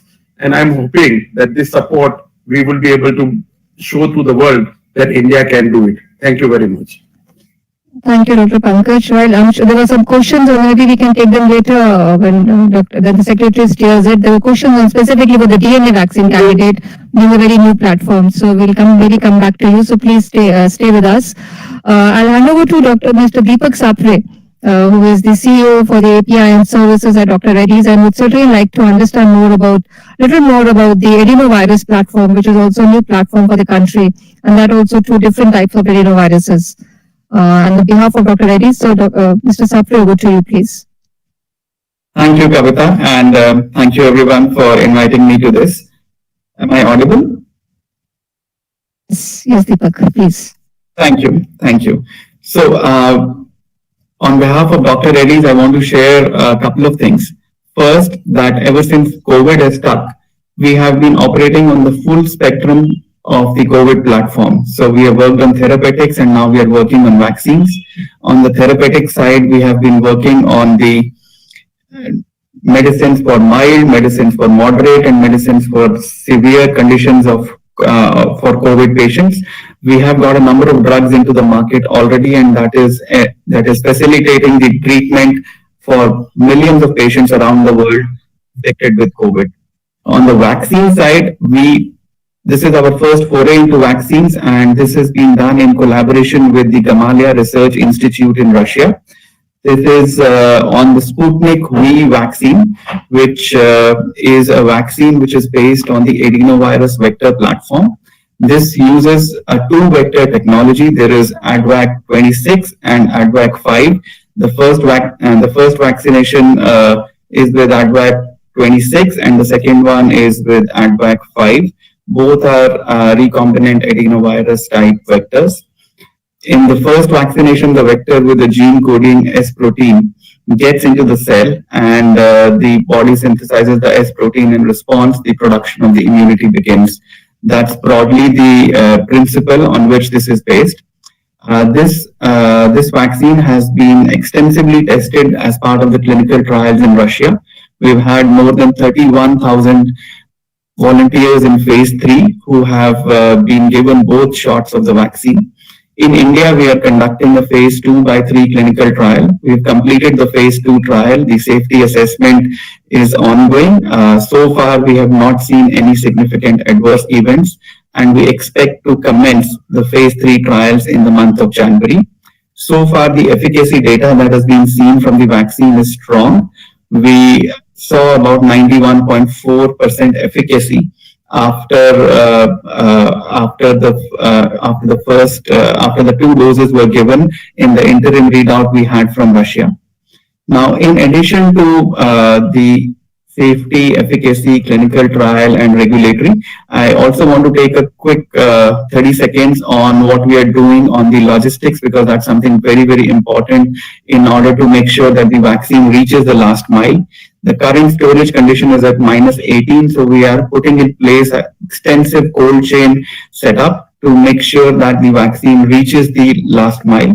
In addition to this, we are also developing a variant of this vaccine at 2 to 8 degrees, which should hopefully come on stream by the time we have mass production in the next couple of months.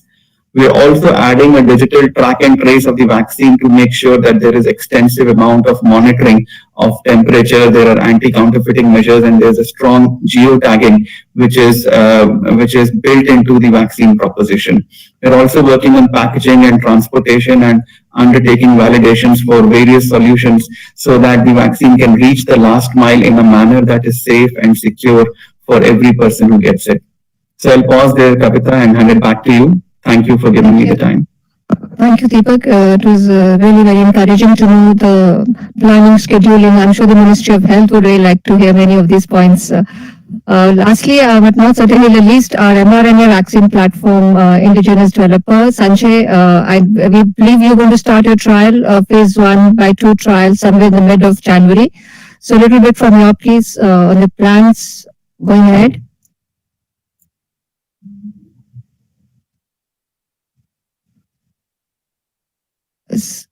Sanjay, your mic, we are unable to hear you, please.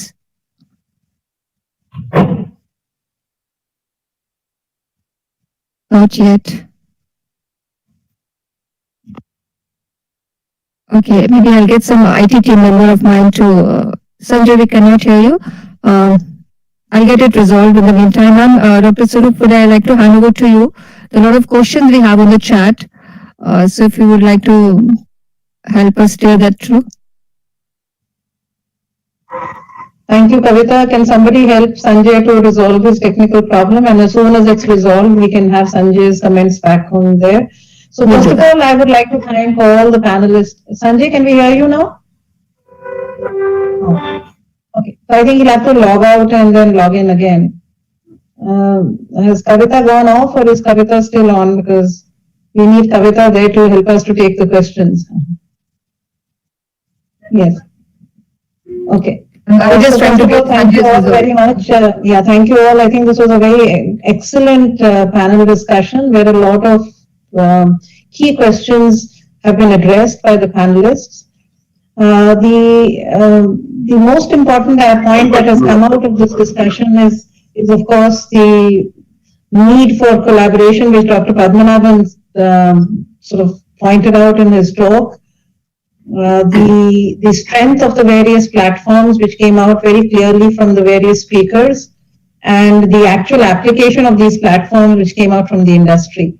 So what we will do is we'll go straight to the questions. Kavita, if you can just read out the questions, or you want me to go through them, whichever way. I think it will be better that you read it out and then we can either take them on or put them to one of the industry panelists, whichever way we would like to have that. I see Sumani has joined in. So Sumani, you've come in at the right time.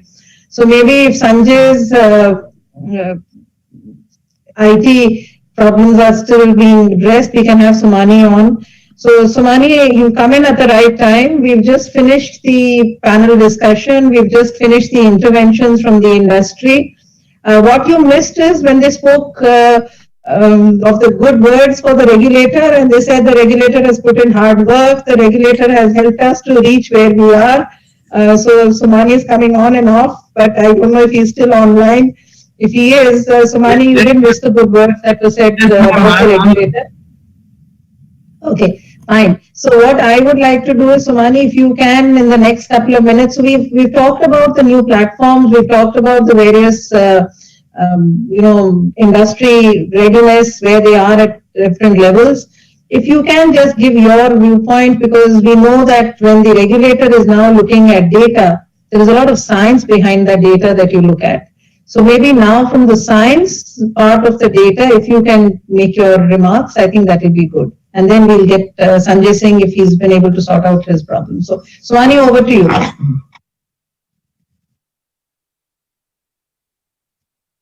Thank you, ma'am, and thank you, DBT, for organizing this wonderful platform.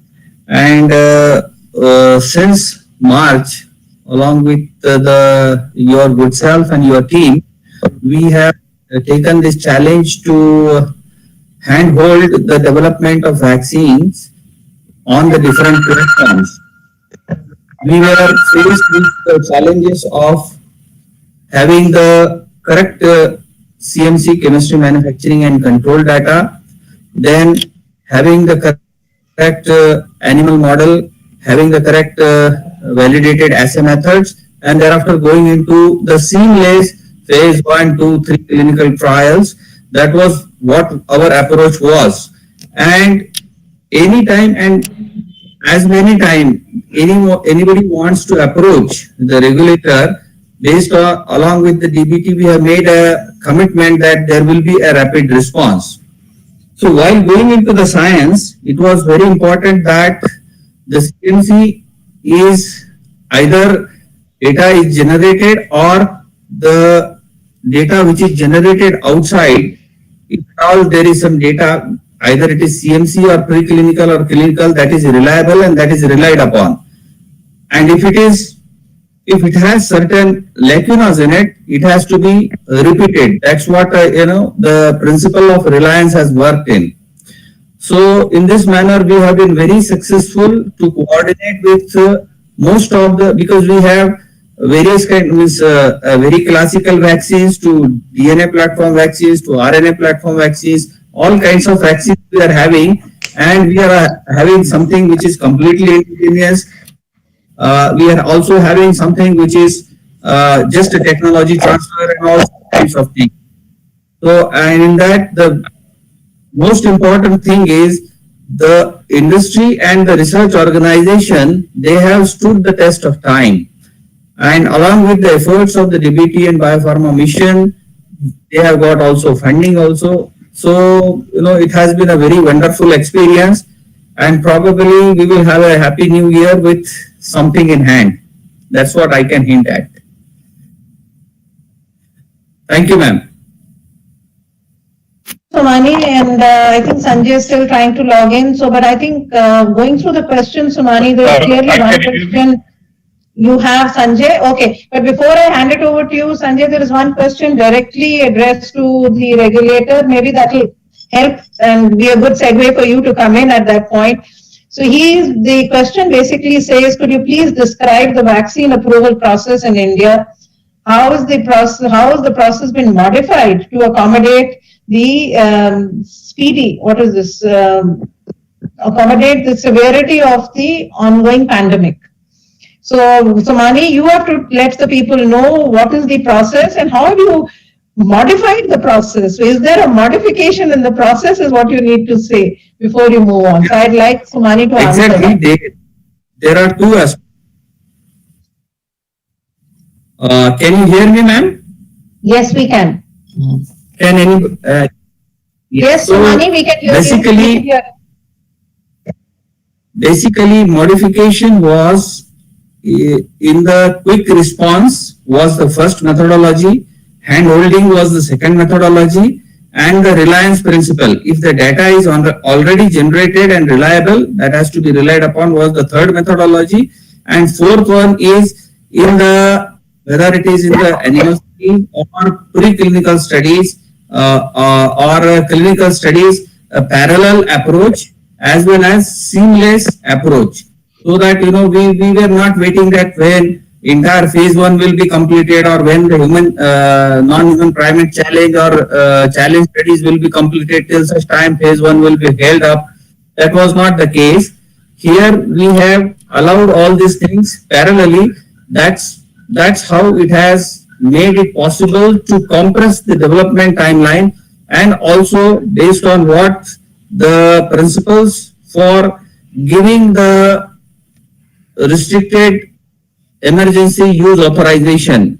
Though we do not have the word emergency use authorization in our country, we call it as a restricted use under the emergency situations. There are certain parameters that if we get limited data, partial data of reasonable safety and efficacy, we would allow that vaccine to come into the immunization program or into the market. So basically these are 4 or 5 methodologies which we use. Otherwise, and as such, there is no compromise at all in the safety, efficacy and quality except for accepting the partial data for the emergency use authorization. Every step has to be passed. The requirement of having a proper vaccine candidates, it's all characteristics with regard to certificate of analysis, all characteristics with the validated methods of manufacturing and testing, all things have to be there in the place. The requisite animal testing which allows it to go to clinical, that has also required to be in the place. So only thing is all these things were allowed in a parallel manner and seamless manner with the reliance principle. That's how we did it. Thank you, ma'am. Okay. Somani, can you hear me? Yes, ma'am.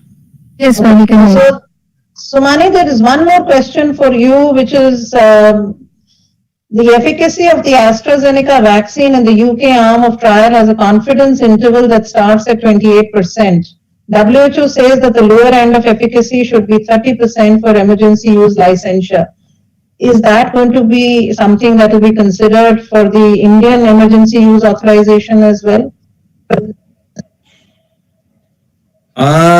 Probably the person who is there from who is using this AstraZeneca vaccine from serum, they can answer, but it is not that it starts from 28%.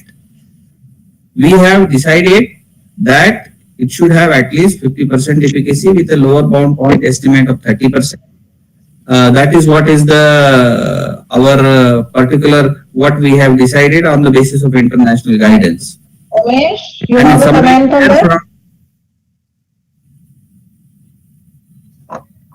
Yes, I think what Dr. Somani told is clear that I think there is something not correct. It is the lower bound of efficacy is what WHO has told. AstraZeneca Oxford vaccine is way above it. It is on a lower bound about 50%. And on a higher end, it is average is about 75.5%. If we go by a regime of 0 and 4 weeks vaccination regime, and if we go by 0 and 12 weeks vaccination regime, then the efficacy is about 95%. So it's, Thank you, it's all Umesh. complex I'm data which we have already submitted. I'm conscious of time, so I'll hand it over to Sanjay Singh for his interventions before we take on other questions. So Sanjay, very quickly, your interventions, please. So, thank you, Dr. Saru. And because we were not commercially manufacturing any vaccine at can you hear me properly? Can you hear me properly, Dr. Saru? Yes, yes, please go ahead. So, because we were not commercially making any vaccine, we were only from the research point of view. And so we choose the most modern technology. We were not restricted because our plate was absolutely clean. So, and in that also we took another challenge that we go with self-amplifying technology, because we feel that self-amplifying technology has a couple of advantages, and one advantage is the dose is varying. So hopefully 5 to 10 microgram dose will be good enough for the vaccine, or maybe single dose can go forward, but the data will tell us. But this was a tough journey, because our main focus was, can we produce it here in India from the scratch, because we were our collaborator is a pure research lab, and can we scale it up? That is the second challenge, because most of the enzymes that are required for mRNA manufacturing are imported, all are imported from Europe and US. So that was the second challenge for us. So now we have solved the challenge. And again, very thankful to DBT for believing into us that we can bring this most advanced mRNA technology to the people. And second is, yes, on regulatory side, we are very happy the way regulators are giving us good hearing, but also asking the tough questions. Because I feel that a company like Genova, we have an opportunity not to only be one of the great places in India for low-cost manufacturing, but also be time to step up even towards the innovation and the leading position in the area of vaccine development. So this is where we are focused today. Thank you. Thank you, Sanjay. There is one question on the mRNA vaccine. You may want to answer it immediately. What will be the effect of the new strain, UK strain on the mRNA vaccine? So would you like to answer that quickly? So we already have the most prominent strain, D614G. We are the only one who has made that strain, because this strain, the speed it was switching, we realized somewhere in March that this is going to be 99.5%, 99%. So this is there. But at present, we do not have the strain. We have shipped the sera back to UK for testing it, because they have this strain already adapted in the lab to test our sera. But for us, if we have to come back with a new strain, it is only a 50-day exercise. This is the only advantage which mRNA has, because you have to just make a DNA template. So if need be, we can convert it, but certainly it is a very cautious time. We have to keep our eyes open that whether this mutant is going to affect the current vaccine scenario or not, nobody knows, and including myself. Okay, thank you, Sanjay. There is one question for Zydus Cadila. Can you give us a little bit more details about the vaccine developed? I think Mr. Patel has already given you information, but there's something on the specific DNA candidate that you would like to indicate, Mr. Patel. I think DNA platform is a very well known platform globally and acceptable to the regulators across the world. WHO and US FDA has a clear guideline. In fact, Professor Padmanabhan in the initial said, mentioned about that DNA has been tested earlier in SARS-CoV vaccine infection also. So I think that platform is very well established. What is important here in the DNA platform is that in case the virus mutates, we would be able to switch over to a newer DNA vaccine in a very, very short time, maybe 4 to 6 weeks. In fact, when we heard about this new variant from UK, we already have ordered the synthesizing the gene and should be also getting a backup ready if required in future. So that is the advantage this vaccine will offer. The other is that up till now we have seen the vaccine to be quite safe and effective in whatever studies we have been conducting up till now. We have conducted study up to 1,000 people now, and now the 30,000 study will be undertaken in January, which will tell us more about the DNA platform vaccine. We are happy that we would be almost the first company in the world to come out with a DNA vaccine for SARS-CoV vaccine. Yeah. Thank you, Mr. Pankaj. There is one question which I think probably Krishna Mohan or Deepak, you can answer because you all are the ones who are into phase 3 trials right now. And it's questions with 2 or 3 questions which have come related to that. But once you get an emergency use authorization for a vaccine, how difficult or is it going to be ethical and logical to actually continue with the clinical trials, phase 3 clinical trials? Will it be difficult for you to get volunteers to enroll for clinical trials? So is there going to be a problem faced in that? So Krishna Mohan, if you can answer that because you are going to have an emergency use and continued phase 3 trials if you get an emergency use authorization. And then maybe Deepak, you may want to respond to that. So Krishna Mohan?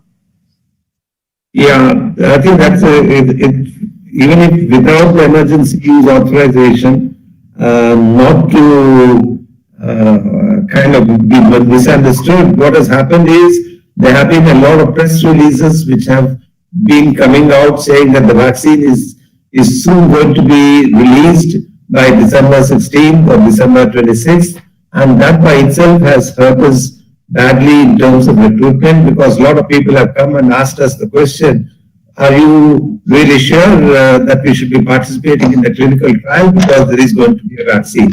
So independent of the clinical trial, unlike what has happened in US or UK, in India, the clinical trials and the transition to UL is happening in a very overlapping manner, and this has been a challenge even today for us, and we're trying hard to, and especially we have a bigger challenge primarily because we want to focus more on the higher age group subjects. We want to make sure that we do not take the 40s and the 50 age group subjects because that by per se will get us numbers, but that's not what the intent of these kind of clinical trials are. So there is a challenge, is all I can say. It's been a daily struggle, and we have been lucky that when we started initially, because of the heavy focus we had on the higher age group, today I'm quite pleased to say that the highest age we have vaccinated somebody, I won't know whether it's a vaccine or placebo, is 97 years old. So I'm really thankful to that gentleman who is 97 years old, walked up to the site and participated in a clinical trial. We have 97 years, 91 years, 87 years. So there are lots of people who have been really volunteering on their own volition to come and participate in the clinical trial. But going forward, we have only a few thousand left to complete, and the idea is to focus very exclusively on these subjects because we have also put certain percentages of subjects in different cohorts. That is also getting challenging. So that's all I can say. And a couple of hospitals have also asked us the question, is it ethical when you have an emergency use license to continue a clinical trial? These questions have to be answered. But the good thing is that even companies like Pfizer and Moderna are having to answer these questions in US because they are not going to get a time dependent or a time kinetics of efficacy as because they have to preserve all the placebo recipients in the same manner as far as the trial is concerned. Otherwise, they will not get the efficacy versus time, which is a very important criteria in all clinical trials. So they are also debating constantly these issues. They haven't come up with an answer, but one of the things they are also saying is whether they start releasing a certain percentage of subjects from the placebo group in a careful manner. So we need to see how countries because generally that's a good guidance to go with, not that we don't need our own regulatory. I see Dr. Samani being there. Even our own regulators could take their views and come up with a decision. But this is a challenge which we will all have because sooner or later we will have this dilemma to resolve. Thank you, Krishnamon. I have to ask Kavita, the organizer, whether we have the permission to overshoot our time by a couple of minutes because we have already reached 1 o'clock. So, Kavita, can we continue Sure. for another couple of minutes? We must, ma'am, for the sake of the number of questions as you lined it. And I think we should get them answered. If it's okay with all the panelists, can I please request you to stay on for another 15 minutes or so that we can just conclude some of the key questions. Mr. Patel, you wanted to respond to this. I saw your hand going up, but Deepak, I would want to respond. Yes, thank you, madam. I just wanted to add here that number of vaccines which is being developed and are developed in India in past. There were already a vaccine available, still companies were able to conduct clinical studies and get approvals. So I think there is going to be a challenge in terms of speed of recruitment, but there will not be a problem about getting the volunteers to come in. There are enough number of people who are committed to the helping the clinical studies. And I think I'm pretty confident that though it might take a little longer time, there wouldn't be a challenge in recruiting ultimately. Okay. Deepak, do you want to say something on this or? Just a quick comment, Dr. Renu. What we will be doing is we will continue as per the guidance of the DCGI, the protocol that we have, we will be continuing with that. There are going to be some challenges, but at the same time, it's been absolutely overwhelming to see the number of people who have been interested in recruiting for the trial and wanting to present themselves for the trial. So that has been, we have about a 5x database of people who are willing to get vaccinated in spite of the challenges that are getting faced. And in addition to that, we also want to say that the emergency use authorization is a milestone. In addition to that, we are also going to monitor everybody for long-term safety and long-term efficacy. So that is going to continue. So in my view, while there are challenges, this is something which we are committed to doing and which we will continue to do. And I think Mr. Patel and Mr. Krishnamon have already covered the rest of the things, and we'll continue to operate in that manner with the guidance of Dr. Somani and the DCGI. Somani, any intervention on this? Any comment on this? Of course, that is definitely a little bit of a challenge, ma'am. We can't deny that once something is available and the people will have a choice, but they will have to, because the advocacy, you have to wait till your turn comes. And when the turn comes is not very clear at present. Though it may be clear to the government, but if you ask to the common public, they don't know that in the queue when their turn is going to come. So probably it may not be that a challenge for coming 3 to 4 months. That's what I'm thinking. So the things will continue.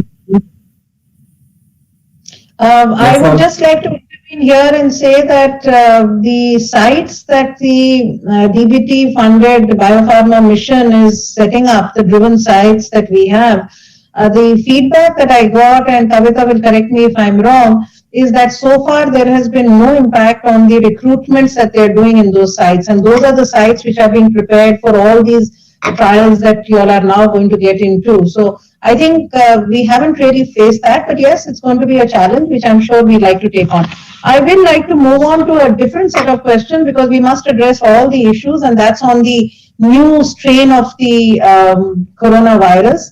And I think basically the questions that are being asked on it is that, is this going to be more lethal? How long is it going to take for us to see the impact of this strain on the vaccine development? I'm just putting together all the questions which have come onto this. So maybe Shahid, I would like to sort of turn to you, if you would like to respond to this, that what really do you see the impact of this I'm sort of clubbing all the questions together. The crux of it is, what do you see as the impact of this UK strain on the vaccine development? How is it going to impact? And I just at this point of time like to respond to what Professor Padmanabhan had said, that in India, we've done about 4,000 to 5,000, and this was a large consortia which looked at it. We do agree to that, but we have now taken the step, and as you know, we've set up that the Indian National Consortium, and it's already begun working, and we hope that in the next few weeks, we will have large-scale sequencing being done. So if there are, so far till the data that we had till the last few months, even on those 5,000 sequences, we didn't find an Indian variant. So moving forward, it's also going to help us to understand if there would be other variants. So Shahid, not just this variant, but any other variant, if it comes in, how is it going to impact the vaccine development?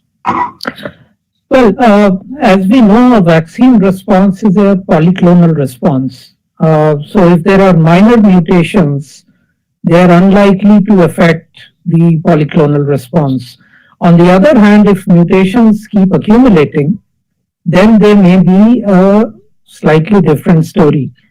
From a scientific point of view, I don't think that's going to happen unless vaccines are rolled out in a big way, because that is when vaccine-induced selection pressure would be applied to the virus. And we may see that happening in the population. And I would cite example of hepatitis B vaccine. Until the hepatitis B vaccine was rolled out in big numbers, we did not see any vaccine escape mutants of the virus. After that, there were significant vaccine escape mutants. So I think the important thing is that at this time, there is unlikely to be any effect. And in fact, apart from this new variant being more contagious, and we don't exactly know how much more contagious, there appears to be no effect on severity of disease. And there also appears to be unlikely to be an effect on vaccine. In fact, I had shown in my presentation one slide at the very end, one piece of data which has not been published. It's on Twitter actually, from a lab in Texas, which shows that the print titers for the 501 mutant versus the wild type are exactly the same. So I don't think in the short term it's a possibility, but in the long term we need to keep our eyes open, and that's where genomic sequencing at high density is going to be very, very useful. Thank you, Shahid. If I may use this opportunity to ask a question to Dr. Somani. Dr. Somani, what would be the regulator's position if a vaccine is made with exactly the same process, but a new mutation has been put in, let's say in an RNA or a DNA vaccine? Would they have to go through the entire process again, or they could use existing data for the new variant as well? Probably this kind of question was already tackled when we were dealing with the H1N1 and influenza vaccines. So we may not have to repeat this whole story, but we would depend on, we would like to cut short the story, and just a few additions will be, and few kind of studies which may be only maybe chemical in nature, that would be sufficient. That is our preliminary thought, but it will need a wider deliberation than that. Otherwise, the purpose will be defeated. Thank you, Somani, for this. We'll just take two more questions because we will need to close then. One question before we move on to, and Somani is the much in demand person, so I'll come back to the regulator's question. But before that, Gagandeep, you may want to respond to this. And they've said that experts keep saying that masks and other COVID appropriate behavior will still be essential even after we administer a vaccine. And there is also, how big do you think this vaccine hesitancy is? But if that's the case, why do we really need to have a vaccine and how do we address this whole issue? So would you like to respond to that, Gagandeep? Sure. I think until we have a better understanding of the effect of vaccinated populations on transmission, we should continue to be wearing masks and thinking about social distancing processes. We will learn more through effectiveness studies that are currently being designed at WHO, and I hope that India will participate in those studies. In terms of vaccine hesitancy, vaccine hesitancy is a growing problem around the world, and what seriously worries me is how deeply embedded it is in India today. If you speak to rural populations now in many parts of the country, people are coming up with stories that they have been told about the vaccines being unsafe, about the vaccines not working.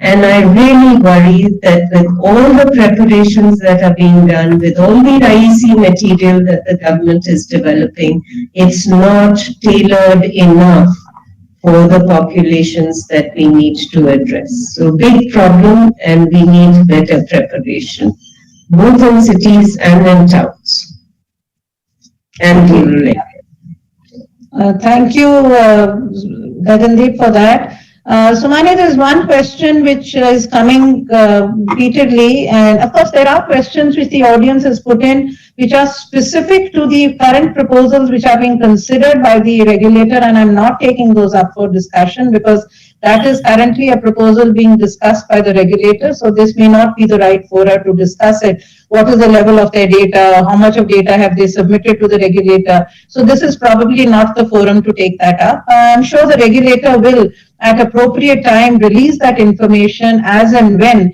they feel it is essential to release that information. So those questions I'm not taking up. But Sumani, the last question to you is, which has been asked, is that our Drugs and Cosmetics Act does not use the word emergency use authorization. That comes in from the US FDA and others. So what is that particular clause that you are considering when you are taking in or considering these applications for an emergency use authorization? Yes, as I have already told you, emergency use authorization, that word is not there, but there are some clauses where it has been clearly stated that in case of emergency situations, the data can be relaxed, abbreviated or omitted in public interest by the licensing authority based on certain conditions that there are no issues and all those things. So there are provisions in our Drugs and Cosmetic Act and rules. Otherwise, we will not have been able to take this application itself. Thank you, Sumani. There are just one or two questions which I will now like to respond to myself, and with that, I think we'll come to the close and I'll hand it over back to Kavita. One is, of course, a question which everybody has asked, and I think on behalf of the regulator, I'll respond. They said, how long is it going to take for us to get the vaccine? So we're all optimistically looking towards it. The day that regulator gets satisfied with the level of data that they can release it, you've heard all the industry people saying how patiently they're waiting for the regulator to be able to accept it. So we are optimistic as quickly as possible. May the new year bring in all the goodness for all of us, and may 2021 actually be the year that we look forward to having this. So that's the response I would like to. I would just give back. Yes, Somani. Yes, Somani. I would like to add just one thing, because we have a panel of subject experts who has the immunologists, pediatricians, pharmacologists, pulmonologists, and all kinds of people. They thoroughly scrutinize the data, from their experience, expertise.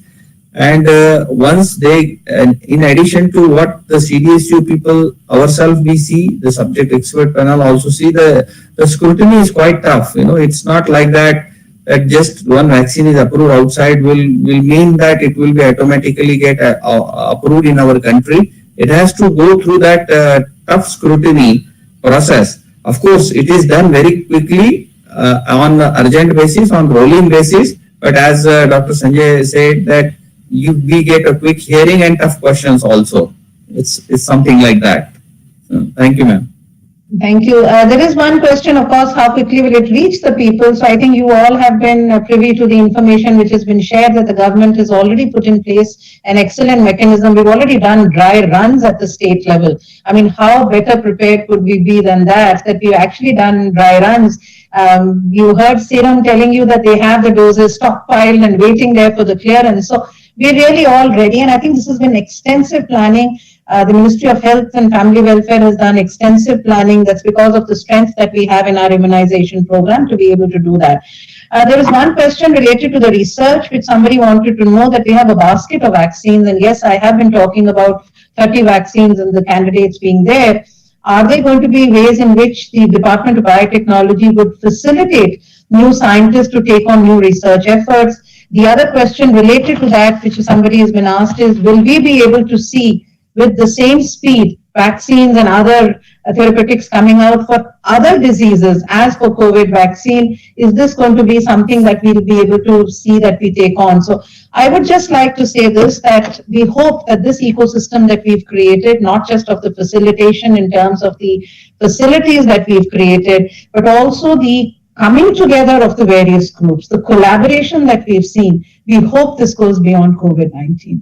I think it's been a huge learning for us, and this is something that we would want to see going beyond the COVID-19. We feel that this has been clearly a cultural change which has come into our scientific working. The working of the scientists with the industry, this working of the agencies amongst themselves, the interagency collaborations, the working of the regulator along with all the other agencies. The Entagi working group has set up a COVID working group. The proactive planning that we've been able to take on, yes, we are confident that we will be able to take that forward.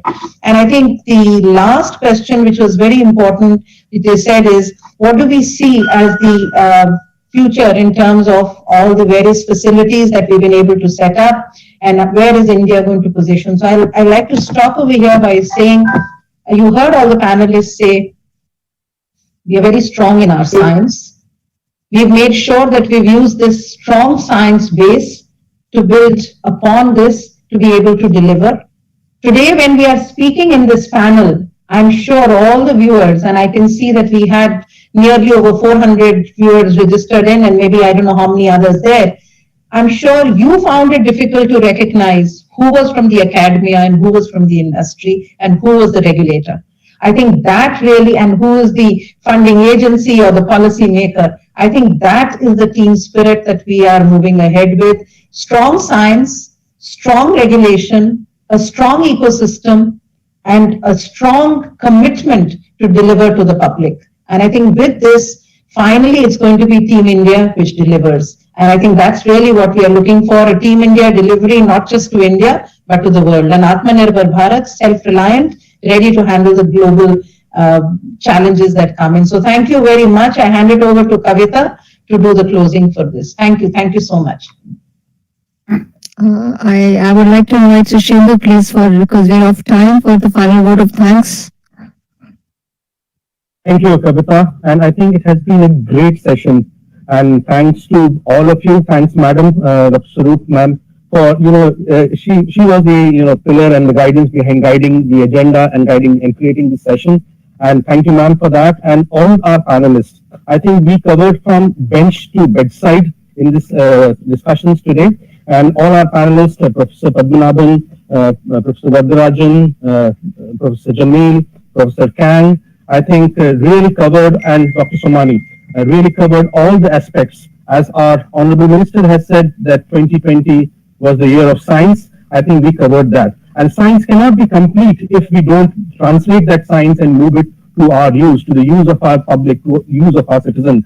And the company panelists led by Dr. Pankaj Patel, Dr. Sanjay Singh, Dr. Umesh Talikram, Dr. Sapre, I think, and Dr. Krishna Mohan really, bridge that and bridge that gap and really alluded to how the vaccine is going to come to us. The idea of this webinar was to communicate science to all of us and how science got translated and what is the challenge. And it was a real challenge, as Dr. Swaroop mentioned, the 5 S's all strong. I think it was all strong in this last 9 months to deliver an affordable vaccine.